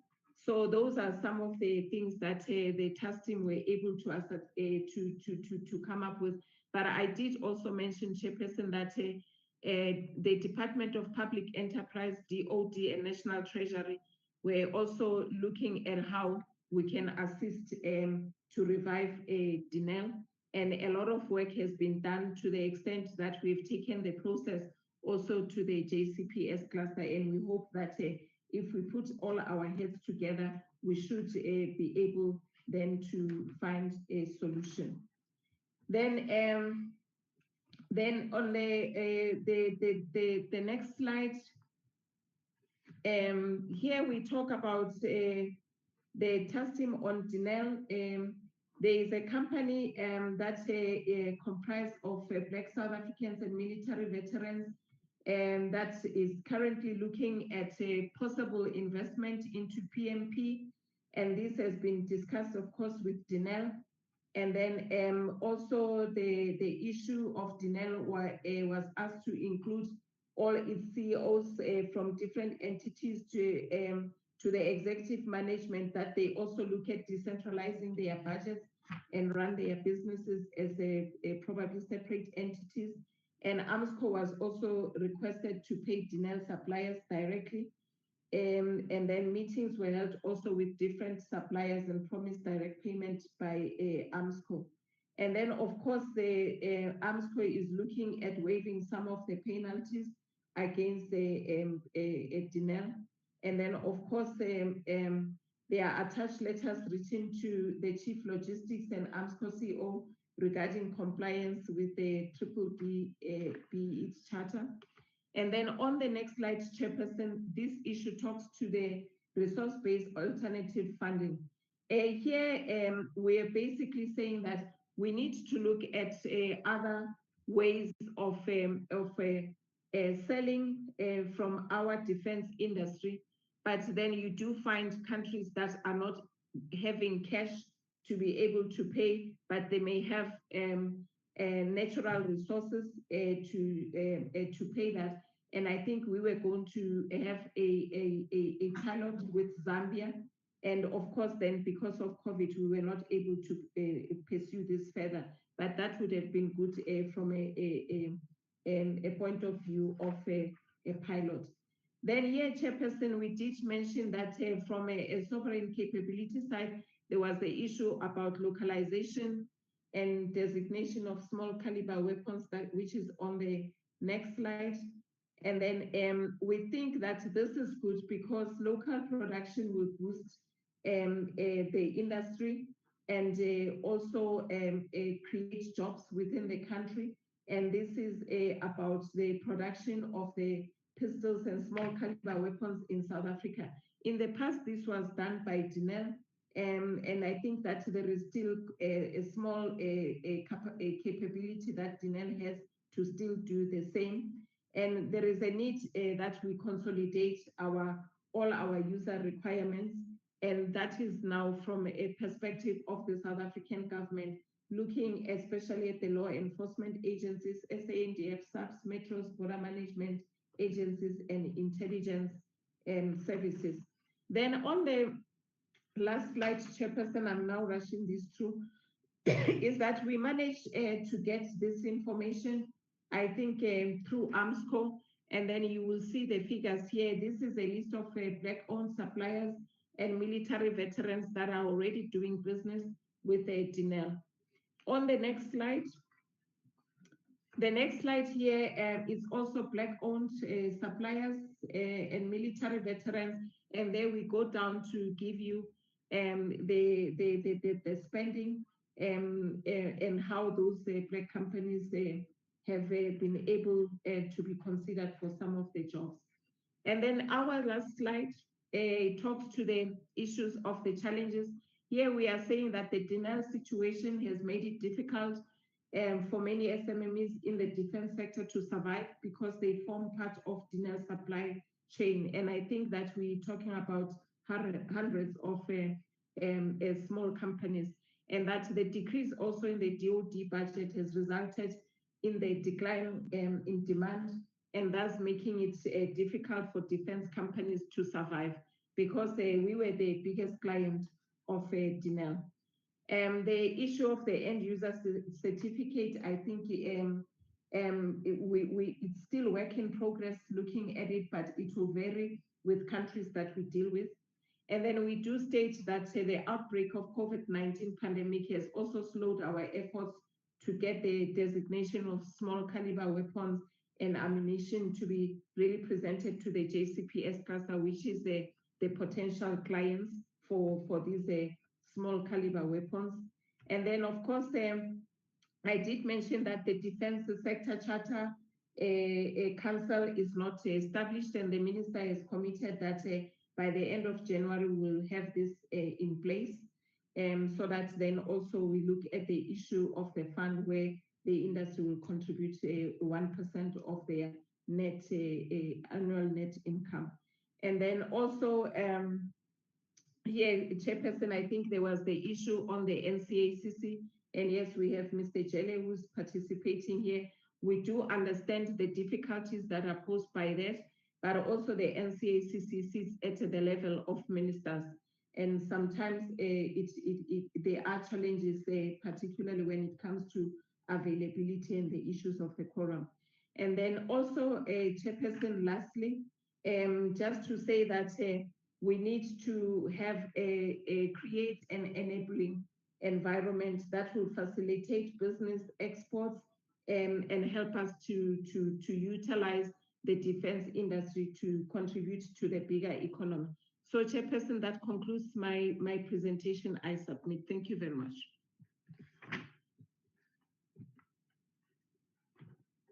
Thank you so much, SecDef, for the presentation. Very comprehensive. It covers all critical areas, and I'm really grateful.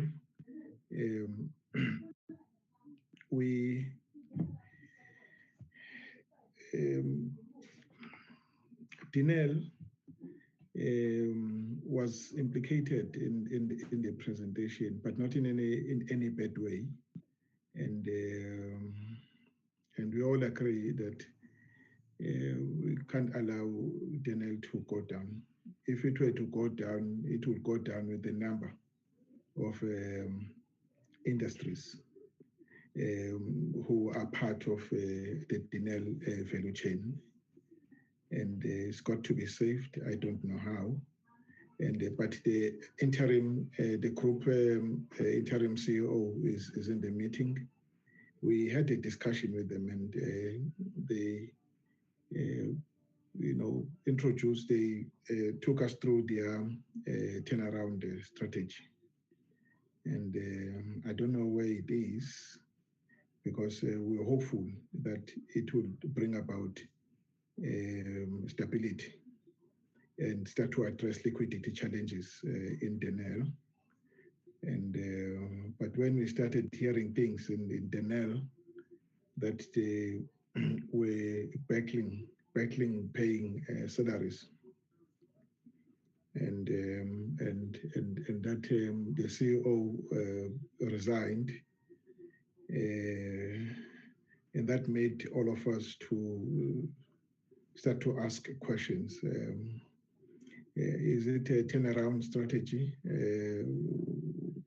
What is its effect? So Denel will just have 3 minutes. And Jelle, Ezra Jelle, Advocate Ezra Jelle from the NCACC. You are also implicated, but not in a bad way again. But I'm sure you may want to say 1 or 2 words so that we are able to see where the gaps are before we launch into discussion. And let me start with you, interim CEO, Group CEO of Denel. Thank you, Chair, and thank you for having this event this evening. We're very pleased to be part. Yes. Chair, as you did point out, the situation that we find ourselves at Denel is very concerning, where at the beginning of the month we are unable to tell our staff that we would honor our commitments that we've made to them in terms of their salaries. And Denel is a people business because our IP lies on the people and the skills that we have. We are quite a skilled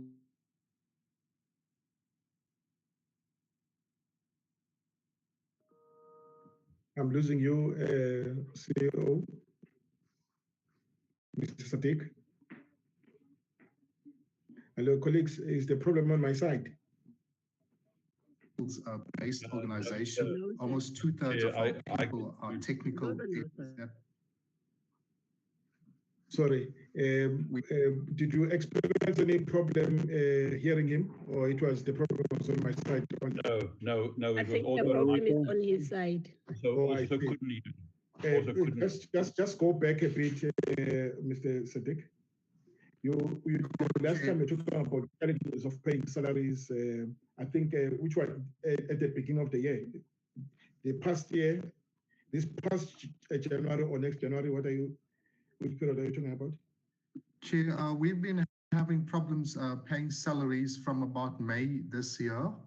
During the lockdown, when we had started the lockdown, we had met the full salaries in April, and since April onwards, we've been having serious liquidity challenges because of the points raised by both the SecDev and Mr. From the AMD regarding the permits issue and our borders being affected. So that had an impact on our revenue. And that's what we have experienced to date. So our strategy has pointed out by the SecDev to decentralize the organization.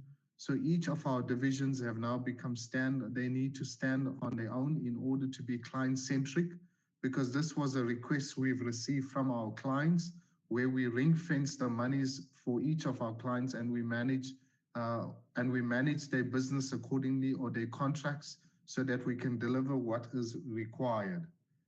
We are in this place as we were almost 15 years ago.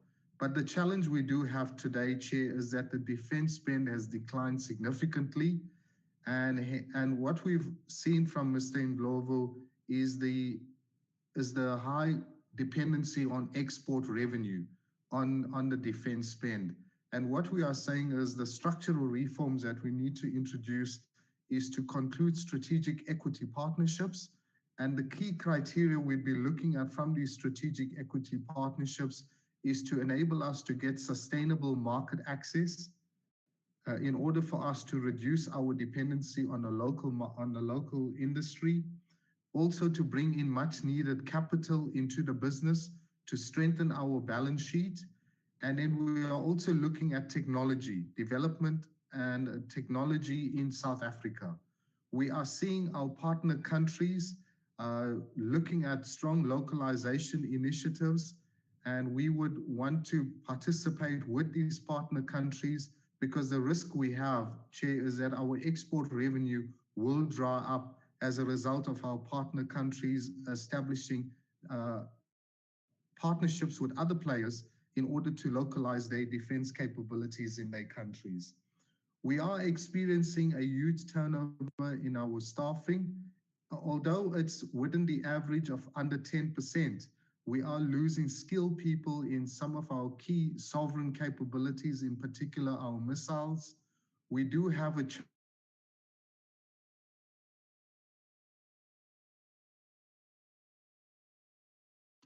we've lost him again, Chair. Yes, we lost you again.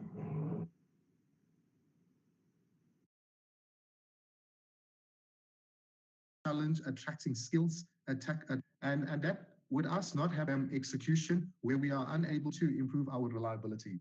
From a stakeholder point of view, Chair, we are also seeing some of our banks, our lenders, being reluctant to support the defense industry. There are negative preconceptions about the industry, and we need to ensure that we are able to be profitable, that we become an attractive business, so that the bankers and the lenders will come back into the industry and provide us with the much needed guarantees so that it'll enable us to build our export revenue.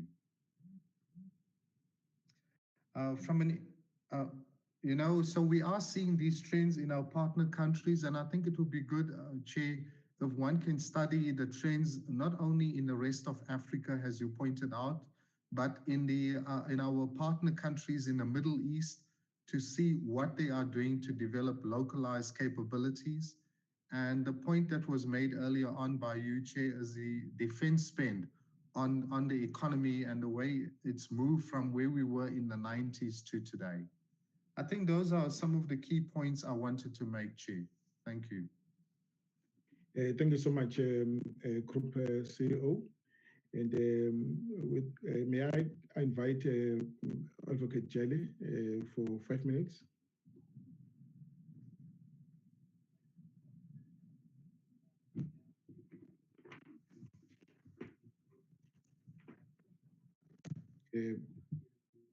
Mr. Jelly? Mr. Jelly? I'm trying to unmute myself. Am I audible? Yes, you are. As a regulator, certain things were said that I'm sure you would need to explain, and so that we can then move forward. Okay, good evening, everyone. Thank you, Chair or Joint Chairs, for giving me an opportunity to make some comments or respond here and there. But also, because you also have the Secretary for Defense there, I could perhaps request dutifully and respectfully that perhaps before I proceed with a comment or comments, is there anything that the SecDef wishes to also share with regard to the NCACC? Because the SecDef is the chair of the scrutiny committee, which is a subcommittee of the NCACC. So clearly, whatever is mentioned is actually known also by the SecDef. So could I defer to the SecDef just for a minute through you, Chair? Respectfully. Yes, I think you are a bit unfair to SecDef because I doubt if she's aware about the concern regarding regularity and predictability of the Cabinet Committee meeting. And my assumption that the matter has been addressed. The current chair of the NCACC, Minister Jackson, was very categorical that that has been addressed, and so they now meet regularly, and the issue now shouldn't be a concern any longer. And but she may want to comment on that. And but when the issue was raised, and she was not there, and I understand exactly how the matter was responded. And then the issue of end user certificate, even though the industry did not raise it, but the sector has covered it adequately in her closing remarks. The issue of permits, application system being manual, and so on and so forth. Just deal with what you can deal with, Advocate Jelly, and the secretary will come back when she clarifies some of the issues at the end. She still has another bite. Okay, thank you, Chair. I shall proceed. The aspects relating to the NCACC and the predictability of meetings or not, as pointed out, has been addressed. As we speak now, the NCACC is up to date with its meetings, and whenever there is a meeting that would actually have been scheduled that didn't take place, the NCACC makes up for that in the month following. To the extent that there is a supplementary scheduled meeting next Tuesday by the NCACC to deal with matters that could not be finalized at the last meeting, which was in the last 10 days. Most of these meetings are scheduled and take place at the guidance and directive of the NCACC chairperson. And they are very, very adamant at having these meetings as per schedule, but the challenge that often arise, partly because of the current alert levels and the pandemic and other aspects related to the NCCC, tend to also present challenges. The issue of permits that the members have raised, authorization, the system not being digitized, I have covered that in the last presentation to yourselves, I think about a week ago, to say we have an IT system which is fairly old, but it is very functional and effective. We are on the cusp of establishing or launching a new system that has been in the making for the good part of the last 4 to 5 years.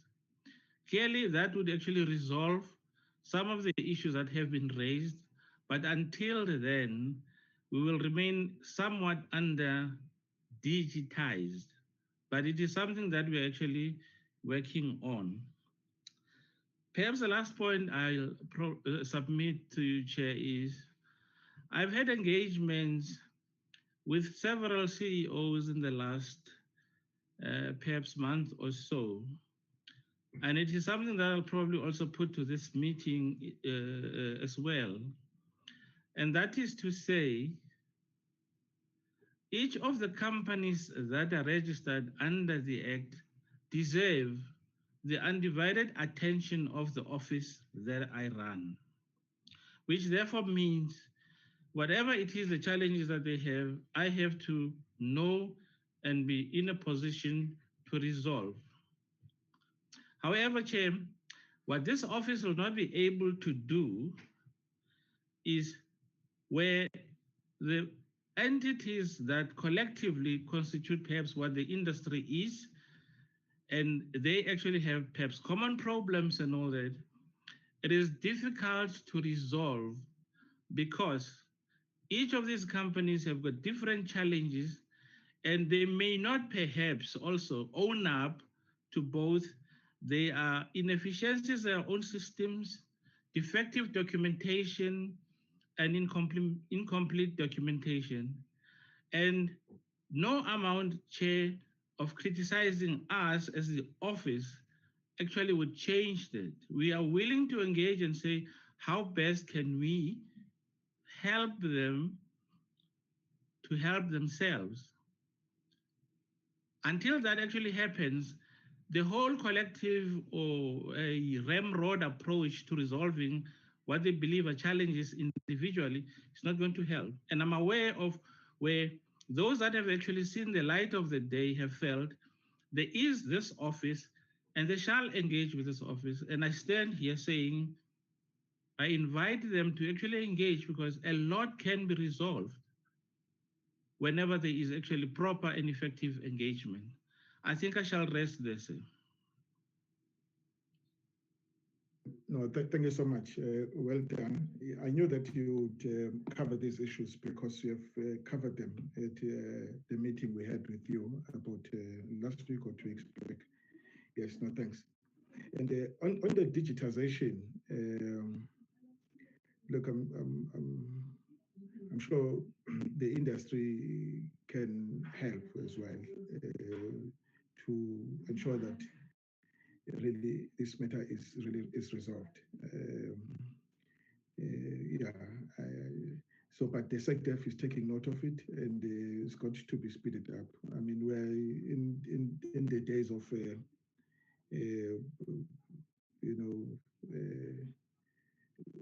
industrial revolution, number 4, and so we can't be so archaic and still, use pen and the pen, paper and the pen, when we can go online and get things move quicker.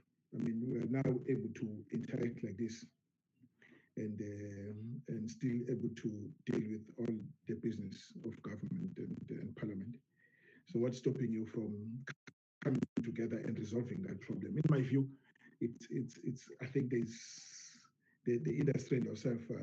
I think you should be you must be guilty of not resolving this one. All right. Colleagues, I now open it up for discussion.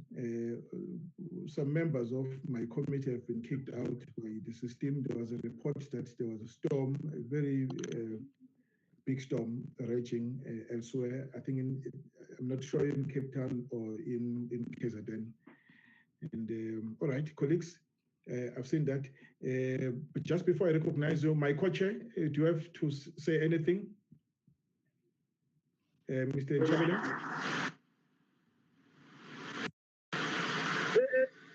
Hi. Yeah, it's raining here, so I can't even hear a thing. I see. Okay. No. The thunderstorm, it's raining. Yes, no. Good luck if you are hearing me. Oh, yes. my. Thank you so much. All right. At least you are still with us. All right, Mr. Mare, I can see your head. Talking about digitization, I don't see your head on the screen. I have used this one. I don't know if you have seen that one. Oh, I see. All right. Okay. All right. The floor is yours. Okay. Thank you very much, Chair. Thank you very much to both presentations and the comments made. It is really, I mean, the challenges are so much. The unfortunate thing where we sit is we represent the interest of the Defence Force, the SANDF and the Department of Defence. And clearly there are many more of our colleagues who need to be involved. And I mean, there was a call by on the end of the first presentation to you, Chair, that maybe there must be some subcommittee or a discussion taking place with the other of our colleagues in the other portfolio committees that relates to the industry. Because clearly that impacts quite heavily on the SANDF and the Department of Defence. Some of these things we can have a control over and we can make an impact, and that is what we must do.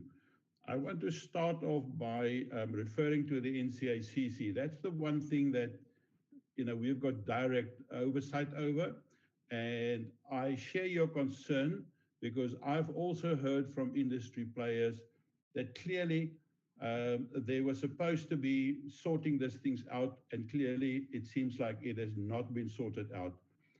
If we listen to the presentation that was made today, plus individual comments that has been made in the run of our business and interactions, there clearly are some concerns. Now, I don't know, the industry hasn't made specific recommendations. Do they want them to sit on a weekly basis, on a bi-monthly basis, on a 2-weekly basis? Because clearly there seems to be some hold-ups in the process, and obviously for them, the primary objective is to get the permits done and to get the exports. I've got 2 questions to the industry in this regard. And that is with regards to, the challenges. You must maybe be more blunt and direct with us in terms of the actual challenges that you have received and that you experienced, so that we can at least try to address that. Then also, we get reports by the NCACC, which is normally permits approved and export contracts approved. But we never know how much of those are actually exported. And it seems like there are challenges with the actual exporting of that. Now, I would very much like to know if we can get more information with regards to that challenge. And then also, we never get reports on how many applications was turned down. It's only the value of them being approved or the permits being approved. If you can give us an indication of, what are the numbers and the volumes of those get turned down, and those that the yeses are taking so long, as you've quite rightfully said, then it can just as well be a no very quickly. It's more beneficial. So if we can get responses on that, but also by the NCACC. Then I certainly want to know more about the SMMEs. SecDef, you have indicated that you will address SMMEs, but eventually you've only addressed the BEE and the military veterans. So, because I've picked up that there's about 12,500 employees in the industry members, and then another 50,000 that are, indirectly. So, where does the SMME sector lies, within the 12,500 or within that 50,000? Because we need to know how many of the impact of these, because this is directly on employment and economic opportunities and growth. So if you can give us an indication, and also you've given us the indication of a probable 40% cut in employment if we don't resolve problems. But what will be the potential of the industry, specifically the potential contribution to the GDP? I mean, that's the major issue that the Minister of Finance are looking for, is contribution to the GDP. And I would very much like to know that. Then on the NEL, I've listened to what Mr. Sadiq has said, and I just want to ask him a number of questions. Again, he doesn't report to us, but to Department of Public Enterprises, but obviously it affects us. And I think what someone in the first presentation, it has been said that part of the frustrations of the industry seems that they liaise with other departments and portfolio committees who doesn't normally or necessarily have the empathy and the understanding of the defense industry like we have got. So somehow we must try to resolve that and try to assist them also in that. So Mr. Sadiq, I mean, I would very much like to know from you. You have indicated that you require a 683 million rand from the Department of Defense. You have not, or the industry has not referred to that tonight, because I need to know, on your organization, there seems to be a few very profitable and very well operated units, like Landwoods, like Dynamics, and like RDM. And I'm asking this purely because I do not have all the information that you might have, is why can the critical elements of the NEL not be taken over by private sector? Why can those units of yours or business units of yours not be privatized? So why is it the industry and everybody so dependent on the NEL that if the NEL goes under, everybody seems to be going under? Why is there not another a system in that regard? Then I also want to know about the intellectual properties. And I know this was an issue for many, many years. Also, there was at one stage a bit of a difference between Armscor and the NEL in terms of to who some of these IPs actually belong. Does it belong to the NEL, which I think was mentioned in your financial statements, or does it belong to Armscor and the Department of Defense? Some of these IPs, I think SecDef referred to that in her report, that it seems like it belongs to individuals. So it's a knowledge and the capacity of individuals who then go and work abroad in Saudi or wherever they might go and work. Does that IPs belong to individuals, or does it belong to the NEL? Does it belong to the DOD? Does it belong to Armscor? Where does that lie, and the real value of that as well? Then I also want from the NEL, there are certain things that we know that we are dependent on the NEL, and that is specifically the Rooivalk, and especially the potential of a Rooivalk Mark II, the Oryx replacement. There are strategic weapons like the G5, T5, the RG31, etc. Some of these MRAPs, and those things that is of strategic importance to the Defense Force as well. How can we make sure that those units stay available and the capacity stay available irrespective of what happened to Janelle itself. Then I also just wanted to know, Chairperson,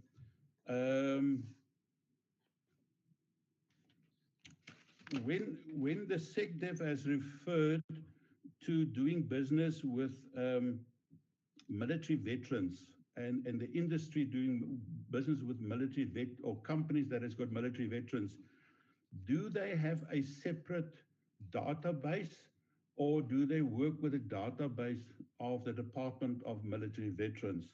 Because somehow, and that is also where we can have an influence to help and assist, so that we have got a list and a data list that has been confirmed and verified by us.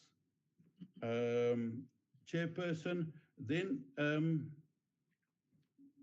maybe I must just leave there, but because I mean there are so many more questions than we can talk about. Because the one thing that I just wanted to know from the defense industry, and that links to the end user certificate and that whole challenge on that. Often we hear criticisms of, mortar shells that has been picked up in Yemen, some of, RDM or one of the other industries, or even Danelle's products, munition products might end up on both sides in Algeria. How do we deal with these issues?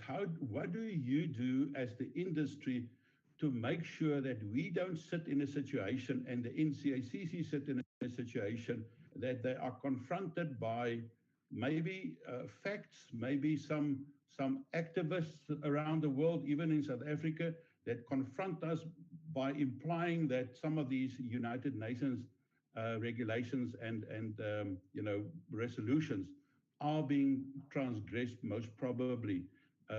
How do you help us so that we can again help you?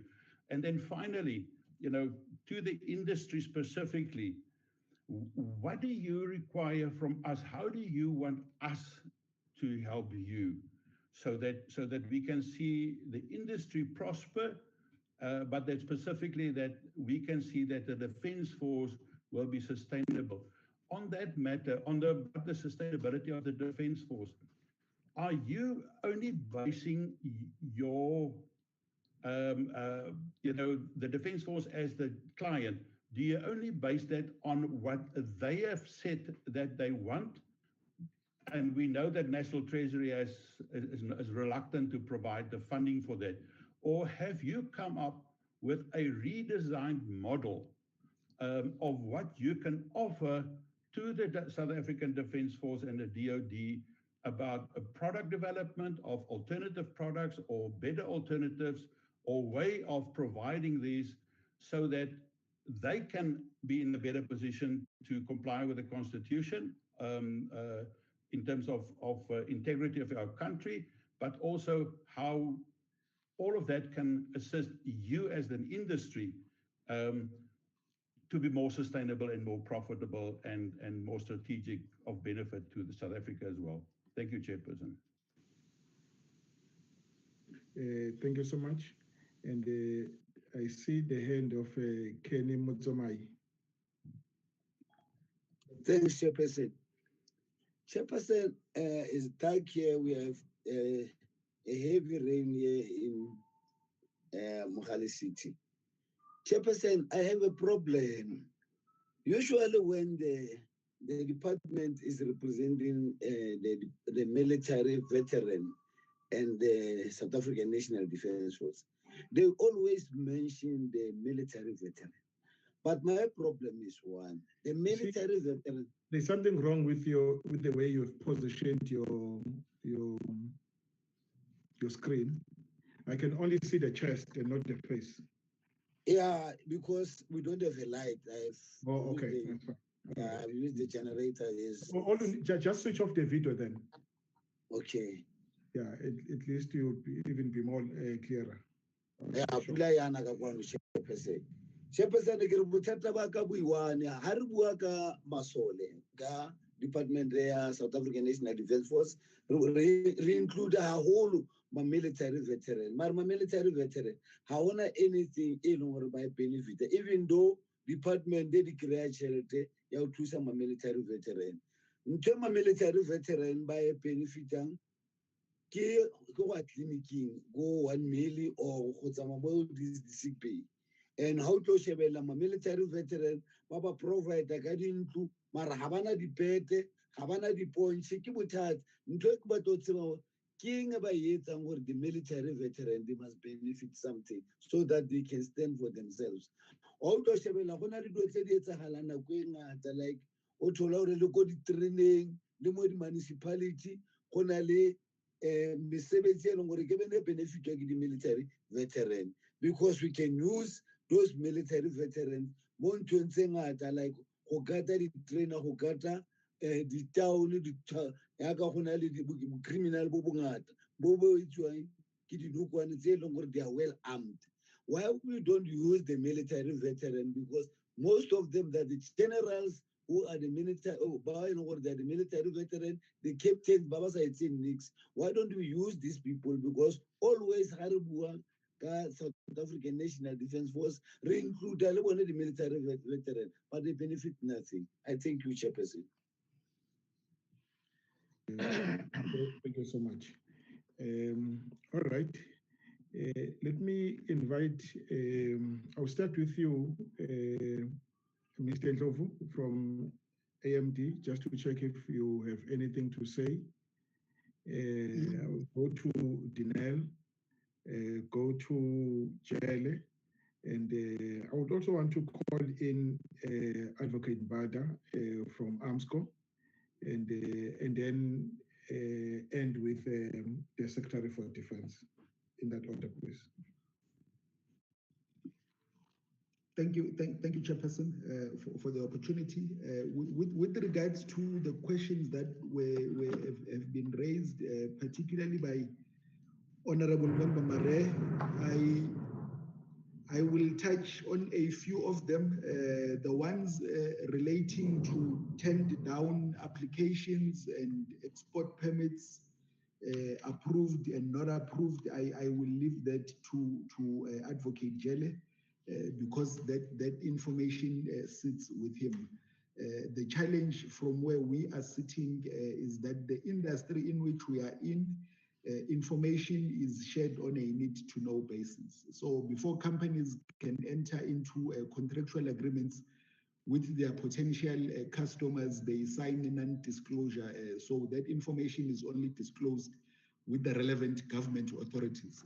But I think Mr. Jele can speak more authoritatively on that one. Honorable Member Marie, if I may start with your last question on the type of relationship or assistance that we as a industry envisage having with the SANDF under the current climate. Within the master plan process, we have started having those discussions because we have also looked at the fact that the DOD is our primary client. The SANDF is our primary client. The fact that they are going through challenges does not mean we need to forget or negate their existence. So we are engaging as an industry internally on what mechanisms can we put in place to ensure that at least capabilities within the DOD are maintained up until such time that the fortunes of the SANDF improve. So we have started those discussions internally within the industry and within the master plan process. We have not, however, taken them to the SANDF itself. We've got ideas on what we think could be possible models in which we can work with the SANDF in that regard. So those discussions have started, but it's only internally. With the assistance that we require or would request from the portfolio committee, if I were to sum it up, Honorable Member, I would say it's accountability and consequence management. We have processes in this country. We've got laws that we would need to follow. So if the portfolio committees can hold all of us accountable it would assist in ensuring that the process functions in the way that it needs to function. And it would also insist that the portfolio committee is informed correctly on issues, accurately on information that is available out there. And that's summing it up, in that we need to hold all of us accountable, besides the policy interventions that we've placed before you as our proposal. In terms of flouting of the rules, I think this one, Advocate Jelle would also be able to assist. But as a industry, as we stated in our presentation, we believe very strongly in the arms control regime that South Africa has, because it allows us to say without any fear of contradiction that whatever we export with the express approval of our government. However, and Mr. Jelle will elaborate on this further, and the Secretary for Defense did touch on it briefly. On what happens post-sale is another matter entirely. But where we play a role in providing our government with all the relevant information that would allow them to take a decision on whether to export or not, we have played that role, and we will continue to play that part. With regards to recommendations, and this is the last question I will touch on, sir. With regards to recommendations on what we as the industry think is the best way to work, we think that, Chair, would be a culmination or a result of a consultative process.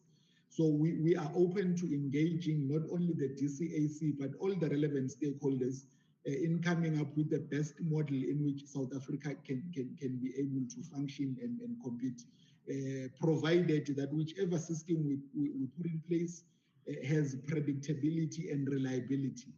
Because those are the two core principles that we would want to see in whichever system. So recommendations, it would be premature for us to talk about them now outside a consultative process that would allow then those recommendations to be the ultimate result of. So Chair, thank you. I would just want to touch on those two issues. Maybe lastly, before I hand over to you, say I appreciate the input given by Advocate Jelle on a supplementary meeting that is scheduled for Tuesday. We are very hopeful and encouraged that the committee will sit on Tuesday and deliberate on outstanding matters and come to a decision. We are not advocating for a yes decision where a no decision is the appropriate one, but at least if we can have some certainty and clarity on the outstanding permit, it would allow us to manage our environment going forward. Thank you very much, Chair. Right. I think it's easy. All you are saying is that whoever is given a responsibility and must be made to account on the responsibilities assigned to him or her. In actual fact, you are calling upon everyone to honor, to keep his side of the bargain, so that you are able to move with ease. No, it's fine. I take note of that, and of course the other things you have just said. The good thing is that you are not asking for favors. You are saying if we all keep our sides of the bargain, and the machine will be well oiled, and you will not be complaining like now you do. Okay, it's fine. I take note of that. Mr. Jelle, Advocate Jelle. Hello. I think I'll respond to three things that perhaps were raised in relation to the work we do. In the statistics, which are compiled either quarterly or annually, where in those reports that would reflect contracting permits that were actually authorized, export, import, conveyance as well, there is a section where the number of applications that were denied is actually provided for. And I can report that for the calendar year 2019, there was no denial, as well as report that for Q1 and Q2 for 2020, because we're using a calendar year basis, there were also no denials. There is a provision for the denial itself, as well as which country it was that there was such a denial, but there is nothing to report on in that regard. Now, for the members that are there that are not perhaps members of parliament, but there is a system in parliament, which is the ATC system, where these reports are published and they actually become open source. It therefore then may be useful for whoever that actually needs information there, because this would actually constitute tabled reports that have been accepted and dealt with by Parliament to then satisfy themselves as to what the information it is that is contained there. The aspect of applications that are under consideration, I have heard, I think, Mr. Ndlovu indicating that they would rather get the committee to actually deny rather than place applications under consideration. Parliamentary members would recall that I indicated in the last presentation that I had that the NCACC can only take 3 decisions in light of applications that are presented to them as recommended by the Scrutiny Committee, and that is to deny or to approve or to place a matter under consideration. Perhaps it's called comfort that when an application is placed under consideration, it actually means that it has not been denied. However, the committee is of the view when they actually place an application under consideration that those aspects that have not been clarified or that leaves questions that cannot be answered during the sitting of that meeting must be dealt with in order for that application to serve subsequently in the next meeting. And thus ensuring that there is not an undue or reckless denial, because the committee itself is of the opinion that it must support in all aspects the exportation of material that is actually manufactured in South Africa, which actually lives up to the billing and also becomes a very good ambassador for this country in terms of where it will be used and how effective it shall be used, in terms of both the price benefit as well as the technology. Perhaps the last thing I'd comment on is the information that we require in order to be able to make determinations, that is in terms of Section 15, is provided by the state security agencies, DERCO, and the Defense Intelligence. It is when that information is forthcoming and it is useful that it can be presented to the committee that we are actually in a position to then advise the committee accordingly. But if that information is not actually at the correct level or format that it can be used by the committee, it presents challenges, and we are working at resolving how best to bridge the gaps or remodel how the information has got to come through such that it enables the committee to take those necessary decisions. It is not a very easy thing to deny, but it is something that the committee wants to actually avoid at all costs, in that most of the applications that are presented to the committee are actually approved. I'd like to thank you, Chair. Thank you so much, Advocate Jelle. And Mr. Sadik, Group CEO of UNAN. Thank you, Chair. So in response to the questions that were pointed out, I think I would like to refer to the defense review that was approved in 2015. And the triple mandate that was given to Denel was, one, to be the custodian of the sovereign and strategic capabilities to service the SANDF, and then to the extent possible to commercialize those capabilities and also to contribute towards the socio-economic of South Africa. And then recently, the Department of Defense, their analysis stated that Denel was not in a position any longer to sustain these sovereign and strategic capabilities at our own cost. And hence, what we did is that we've asked all the divisions within the Denel group, how much or what is the cost that we've been spending on strategic and sovereign capabilities? And this talks about obsolescence management of some of the capabilities and also to fund research and development, technology-driven projects. And that's how we got to the number of 683 million Rand for the current year, because that's the amount of money we are spending off our very weak balance sheet to keep our sovereign and strategic capabilities in place so that we can service the SANDF. And that's been at a cost, as we would have seen, as we have seen.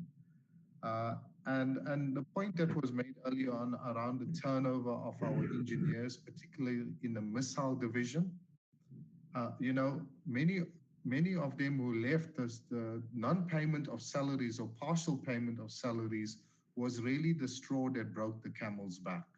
Because what they are looking for is to be involved in research and project-related opportunities, which we haven't been able to provide them. I think the point that was made, so in terms of the 683 million, about 2/3 of that request related to keeping our missile capability in a stable and growth footprint. The other question was around keeping the capabilities in place for the Rooivalk, the Oryx, and our landward capabilities. You know, we do work very closely with Rooivalk and Oryx, for instance. We are working closely with the South African Air Force, and similarly with the landward capabilities, we work closely with the SA Army. But we are experiencing a declining budget, defense budget, which does have an impact on these capabilities and our ability to sustain and develop them further. Because some of these platforms, for instance, the Rooivalk and the Oryx, are coming towards another upgrade, and hence we are engaging with the Air Force around additional funding for this. And the challenge is, within a limited budget, that becomes quite a challenge. And hence, in terms of driving an export revenue, there was a point made about privatization. We did make the point that we are looking for strategic equity partners. Denel is a conglomerate with different specialized businesses, and we are now looking for partners that can contribute towards those specialized businesses. And hence we are using the term strategic equity partners, i.e. we're looking for sustainable market access in the export markets, we're looking for capital, and we're looking for technology. We also believe that with the strategic equity partners, within a declining defense spend, we would be able to still provide the SANDF with world-class products. Around IP ownership, if you would allow me, Chair, I would like to ask my colleague, William Slokani, who is our Group COO, to comment on that briefly.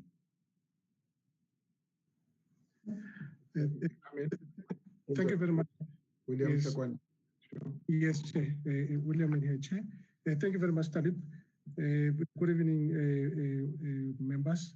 With regard to the IP, I think the question was more on the value of the IP. There's two aspects of the IP. One is a tangible IP, and then the other is an intangible IP. So the intangible, Honorable Marais, it refers to the knowledge which is sitting in people's heads. And I think this is where we are getting difficulty in terms of management of that particular IP. And as Talib has alluded to, that a lot of skills we have lost as a result of us not paying the salaries. So that IP which sits in those people's heads, we have lost as a result. However, with regards to the tangible IP, which means it's all the designs that we have, we still have that particular IP. We have not valued it at the moment. Probably it amounts to billions of rands. And I'm sure Mr. Mkwanazi in the House can maybe give a picture in that regard. The management of it, Chair, it is more of us that we are trying to sustain what we have currently. Yes, we have lost a lot, specifically on the missile business, which is more on the civilian side. But we are doing our best in terms of retaining the skill sets that is left. Thanks very much, Chair. Okay, thank you so much. Were you done, Sadiq? Mr. Sadiq? I have. Thank you, Chair. Thank you so much. All right. That was Dinel. AMSCO, Advocate, Group CEO, Advocate Mbado.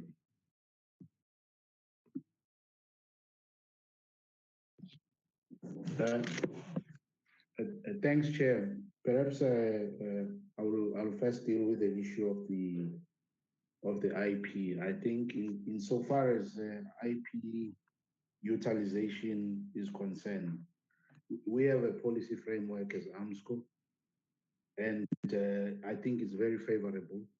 But of course, as the investors in that IP will always require that we get some reward out of it. But in terms of the framework, we believe that it's fair and it's favorable to all the people who want to develop and further enhance the IP. Chair, I would also like to deal with the issue of the maybe as an input or as a suggestion around the issue of digitization, which you have also highlighted.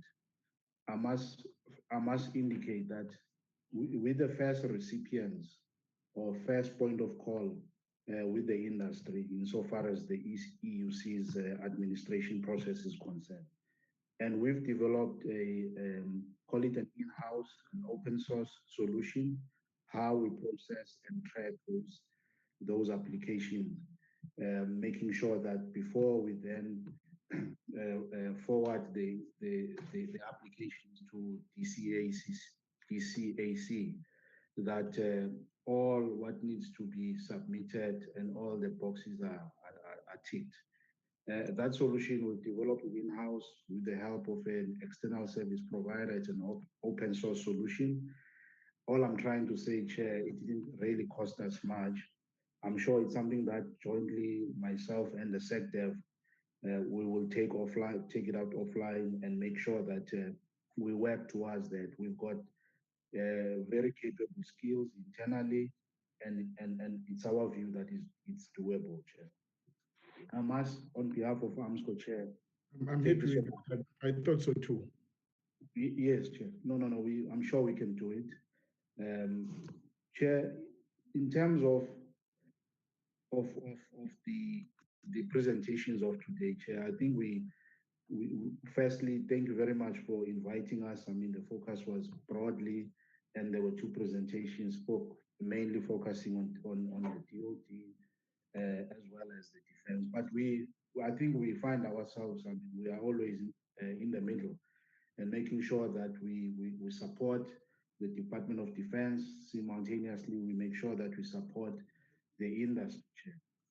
I have made an undertaking, Chair, that we need to resuscitate our discussions with the industry.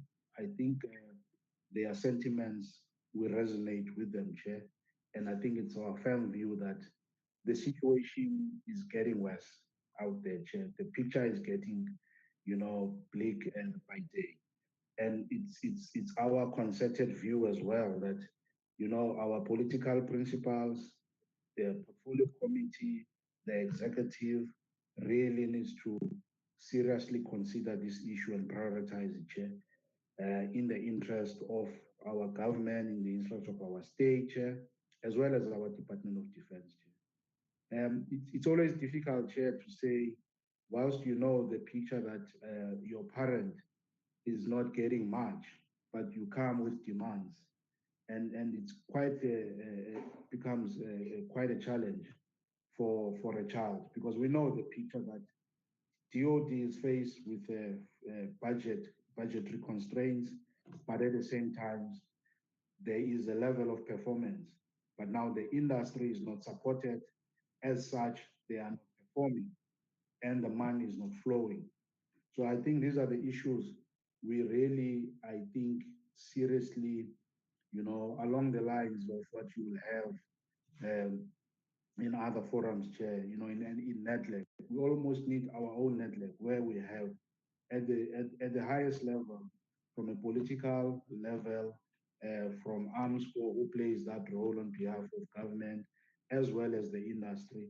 We sort of have, these engagements. It can't be that, we will be talking about, the industry's view is that, the permits are not being processed or approved, the committee is not sitting. But on the other side, you have DCACC saying, "Oh, everything is well and fine and good." Chair. The reality, Chair, we need to talk and get more closer because the challenges are quite, compelling and are confronting us, Chair. And I suppose we will have to find other means and forums to make sure at least we keep each other posted and updated because as we speak, Chair, Daniel is faced with all these threats. We are inundated with number of countries, companies from abroad. We're not sure as well, Chair, that they come with noble intentions, but the indications are that we want to work with you. We know that Daniel has got idling capacity. Daniel is losing skills, but we believe that you've got sovereign capability. We are willing, and numbers are banded around, Chair. But again, at the core of that, the frustration even from these potential investors is saying, but are you guys really committed and do you really want to partner and work with us? And these are the questions, Chair, that I'm saying with all what is happening, in essence, it is for us as patriots, Chair, to say what is it that we want and what is it what we want for the generations to come. And people that have left there now, they call us, weekly, and saying if there are real opportunities, if we are resuscitating Daniel, we will come back wherever we are, but we can't stay and look at our families, that are not being fed. And I think these are the dynamics, Chair, and everywhere we go. So from our side, Chair, we are quite happy as AMSCO because the threat to the DOD, the threat to the industry is equally a threat to us, Chair, because if there are no projects, we might have to let go our staff as well as AMSCO. But again, there are immense opportunities surrounding ourselves. But again, is the decision-making, Chair, that is not forthcoming on a number of these initiatives, on a number of these interventions.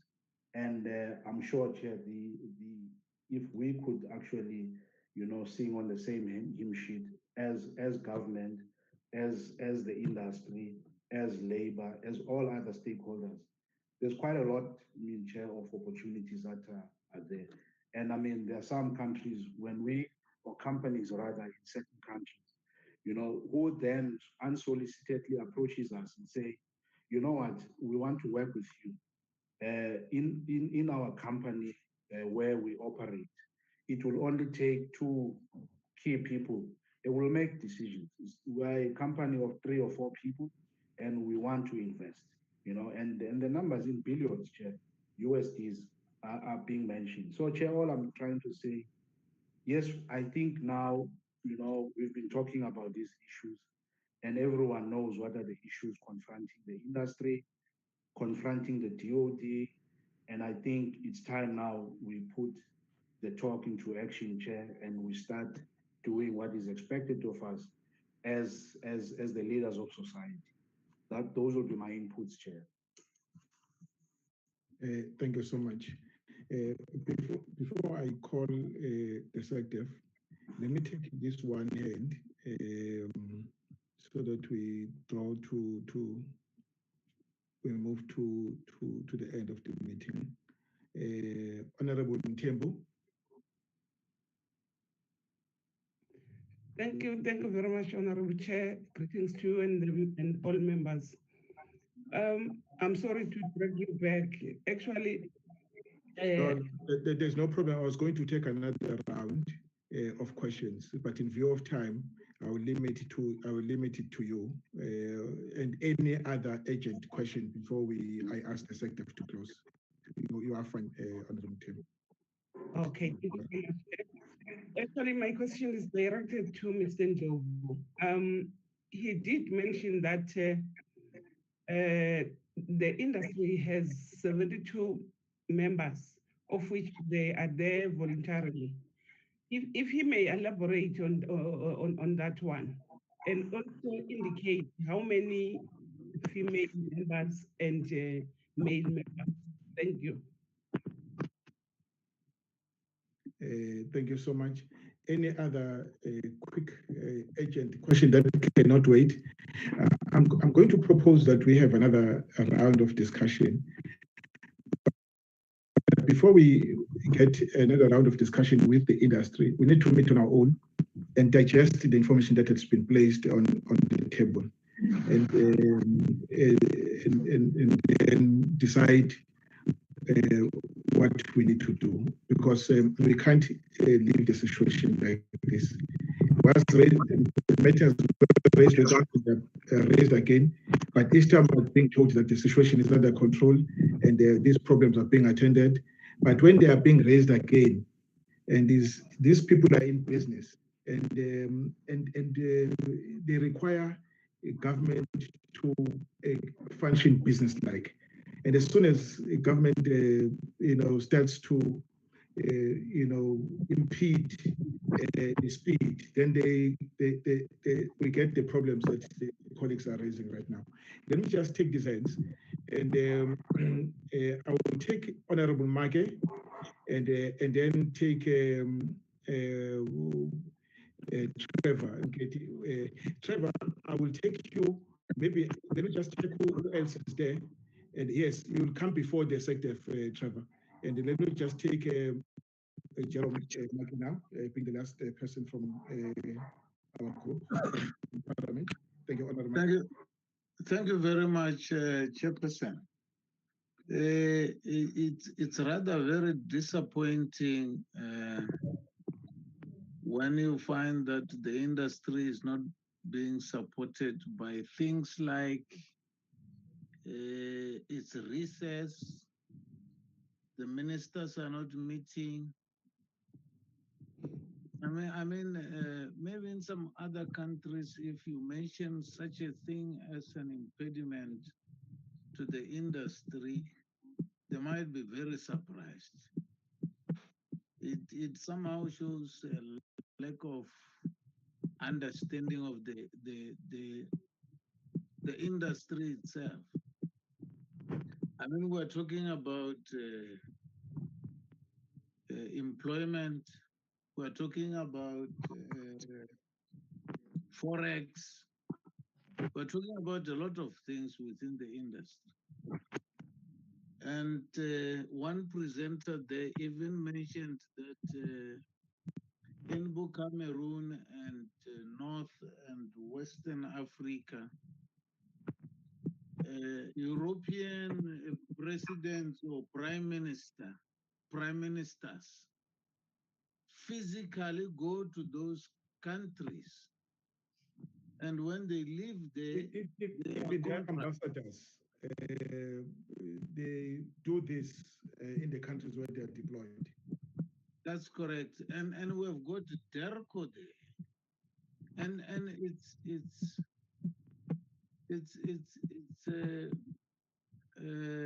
I wouldn't say embarrassing.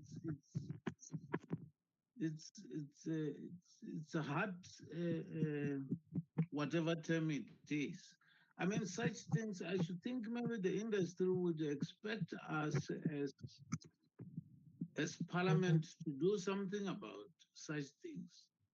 And I think we can do something about that. I mean, why should they wait for ministers to meet in order that there must be business going on? I mean, that is their duty.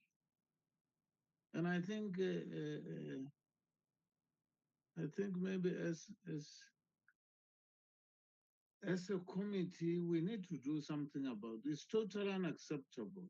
or you, as a business person, you wait for ministers to sit. We can simply say that they sit every fortnight. Whether there's anything or whatever, but every fortnight they must sit, and it's as simple as that. Yeah, I just wanted to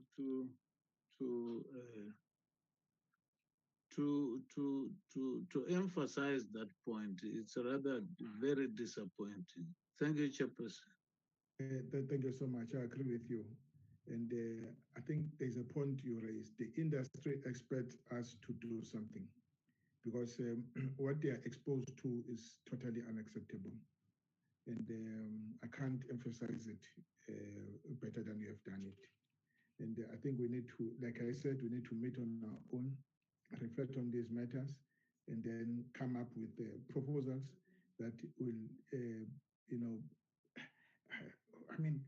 that there must be consequence management. Really, we can't leave the situation at where it is now. And Trevor, I'm taking you before I take the SecDef, who will then wind up the discussion. I think the good thing, SecDef was listening to all these concerns. And we'll work with you, SecDef, and the acquisition agency, AMSCO, to try and see what can be done to deal with the issues that have been raised. And Trevor? Thanks. Yeah. Chair, I think the problems or challenges that have been raised by industry are the same challenges that were raised in Parliament last year. And I'm happy that you say you will try and resolve them. Let me come to the question of database for military veterans. The database for military veterans may be different from the Honorable Mr. Marais and myself, because with me, military veterans are those who fought for the struggle. And not everybody who was involved on the other side or either side. But so we have the database for military veterans. Are those who fought for the struggle, and we have discussed this thing with everybody, and I think everybody understands us, where we come from. So we are trying to help those who have not been helped. And on the question of IP, the IP belongs to DOD, managed by AMSCO. So again, I just wanted to clear that the IP belongs to DOD and managed by AMSCO. So there's, no question of ambiguity there. Tadel has spoken on the question of 683 million that they need. DOD took a decision, I think some years ago, when we worked on the mock with Ppgi. It's just that maybe later on when ministers change, we have had a problem, with the Minister of Ppgi not meeting the Minister of Defense. But the issue here is that the sovereign capabilities are those capabilities that the government should be able to pay for. And if we don't have resources, we should look for resources, to say how are we going to pay for these resources. And this brings us to a problem of Tenel being in the DP area, which doesn't really understand maybe Tenel. So the sooner we move, then I don't know when, with resources, of course, to DOD, the better. Because Janelle has to be within DOD, and that the question of sovereign capabilities is not even discussed. Question of of sovereign capabilities anyway is a national question, and the government must address the question of national sovereign capabilities. So, which means we have to generate funds to make sure that our sovereign capabilities are taken care of. Thank you, sir. No, thank you so much, Mr. Nketi. And let me now ask you, Dev, to close. Thank you very much, Chair. Thank you very much, Chair. Chair, I think by leaving me to be the last one to speak, I think almost all questions have been answered. But I just wanted to say, Chair, let me talk about the issue that I feel very passionate about, and that is the issue of denial. And I think that what denial needs, it's a concerted effort in trying to resolve their problem. And I think that the reason why we came together, DOD, National Treasury, and the Department of Public Enterprise, was that what we were doing until then, it was more of a piecemeal approach. You know, salaries need to be paid, you know, we need to pay UIF, we need to pay the taxes at SARS. And we thought that that was not very helpful.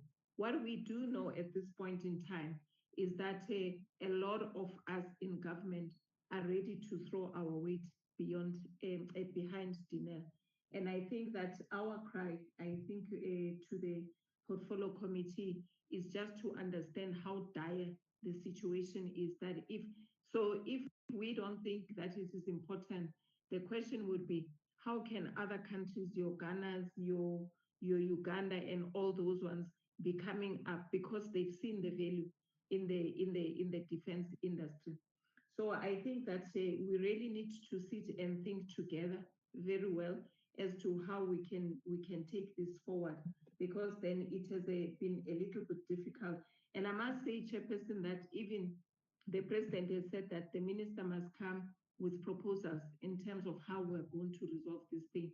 And we have said, we have discussed it a lot, and I think that we can even find some time at some stage to discuss with issue, but it's something that cannot wait any longer.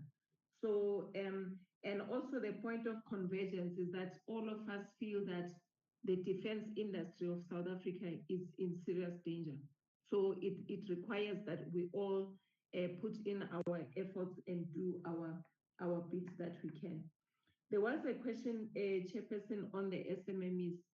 The second line of those that procure from DINEL, it's about 230 companies. So you can, I wouldn't be able to say that how many people that would be, but you can imagine how many of the families would be affected, how many jobs are going to be lost by us not really being able to resolve the issue of DINEL.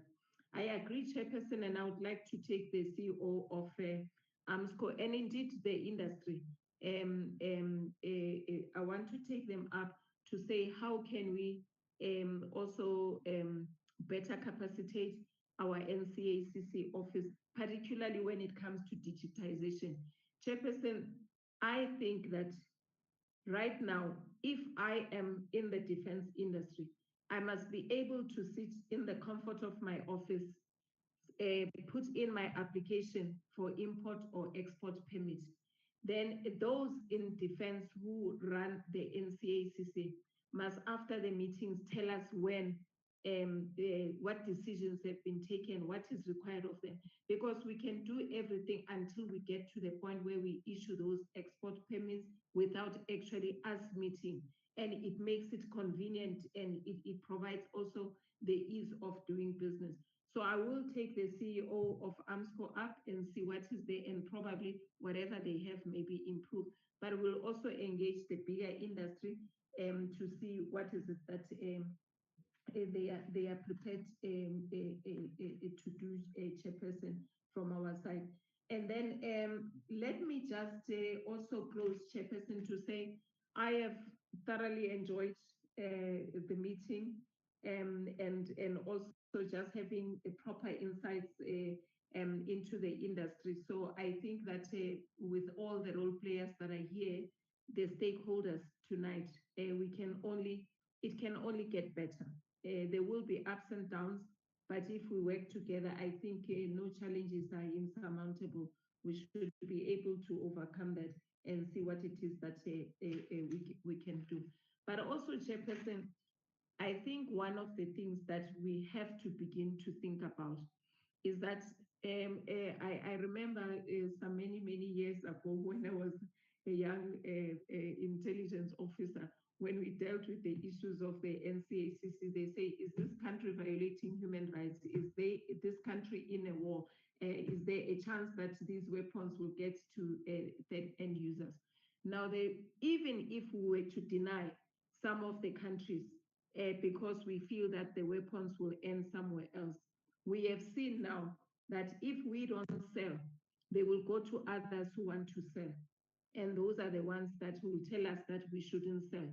Given the state where we find ourselves, the economy of the country where it is, and I think the situation even worsened by COVID, are we still going to stick to that?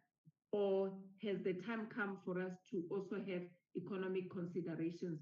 Because also keeping denial since democracy, it was an acknowledgement that it is a sovereign strategic security asset, but it is also an economic asset.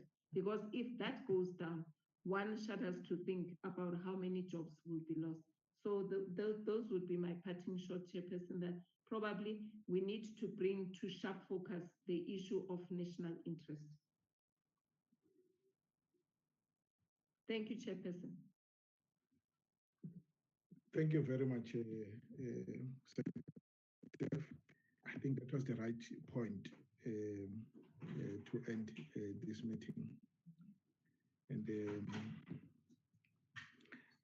we will meet on our own, as I said. We'll invite you, SecDef and the AMSCO Group CEO to discuss and check if we cannot find the low-hanging fruits. And because I think there are matters that really do not require any magic to resolve. And one of them is to meet when you're supposed to meet and take business decisions, because failure to do that, it's money. Anytime if you lose time, you lose money. And no, it's fine. And also it's about we need to maintain the reputation of the brand, and it's also about the reputation of the brand and the reputation of the country. And we've got to defend this industry, and we need it developed, and so that it develop SMMEs and create more jobs. And it carries a potential to, attract foreign direct investment into the country. In the 90s, when government, bought the defense packages, the special defense packages, and many companies from abroad, foreign companies, saw an opportunity to come and partner with our foreign companies here, manufacturers, because they knew that from that time there would be need for maintenance, technological development, upgrading of systems, and those that were, ahead of us. We're able to come and invest, partner with our people, and so that they keep these systems going. So we must not lose this capability. I mean, it was said when you reported that in Denel we lost about 70 odd engineers. I mean, that's a skill the country is losing.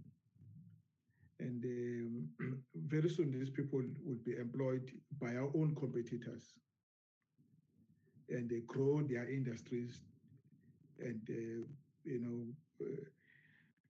using our own skill. And I mean, you can't say they will not use our IPs.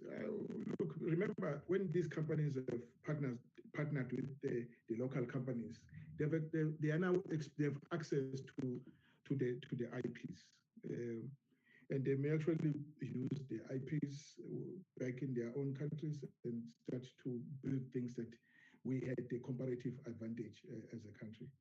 So we must defend it. Two, we must not frustrate the industry, and we must work very hard to ease out the way of doing business. And it can't be business as usual. It's got to happen the way that business demands it. It's got to be effective. It's got to be efficient. And with that, colleagues, I'm not saying it's the last time we meet again, and we will meet, I don't know when, to assess whether we're making progress in these discussions, because it's important. It's not just a talk shop. It's important to, when these complaints have been registered, and especially where we are at fault as government, that we address those issues. And I think Make said it covered very well to say the industry expects us to do something, and we must find that thing that we need to do. I think we have an ally in the sector. I know she has an experience in the industry, and two, having worked in the space where she worked, she also was able to come close to this industry at different levels. And we also have our acquisition agency, NCOP, that have gathered enough experience of the industry. I'm sure they would help us resolve the problems. With that, colleagues, let me thank all of you who have gone over time by 24 minutes. I'm sorry for that. And let me thank you, Denel, Group CEO. Thank you very much. And thank to your team. And AMSCO, Advocate Bada, thank you very much, and thanks to your team. And Jele, Advocate Jele, thank you. And SecDef, you are part of us. Thank you very much. Thank you very much, Chair. Thank all of you for participation. Thank you, Chairperson. Thank you, Chair. Thank you, everybody. Wonderful, wonderful evening. Great stuff. Thank you. Thank you, Chairperson. Bye. Good night, everybody. Hey, guys.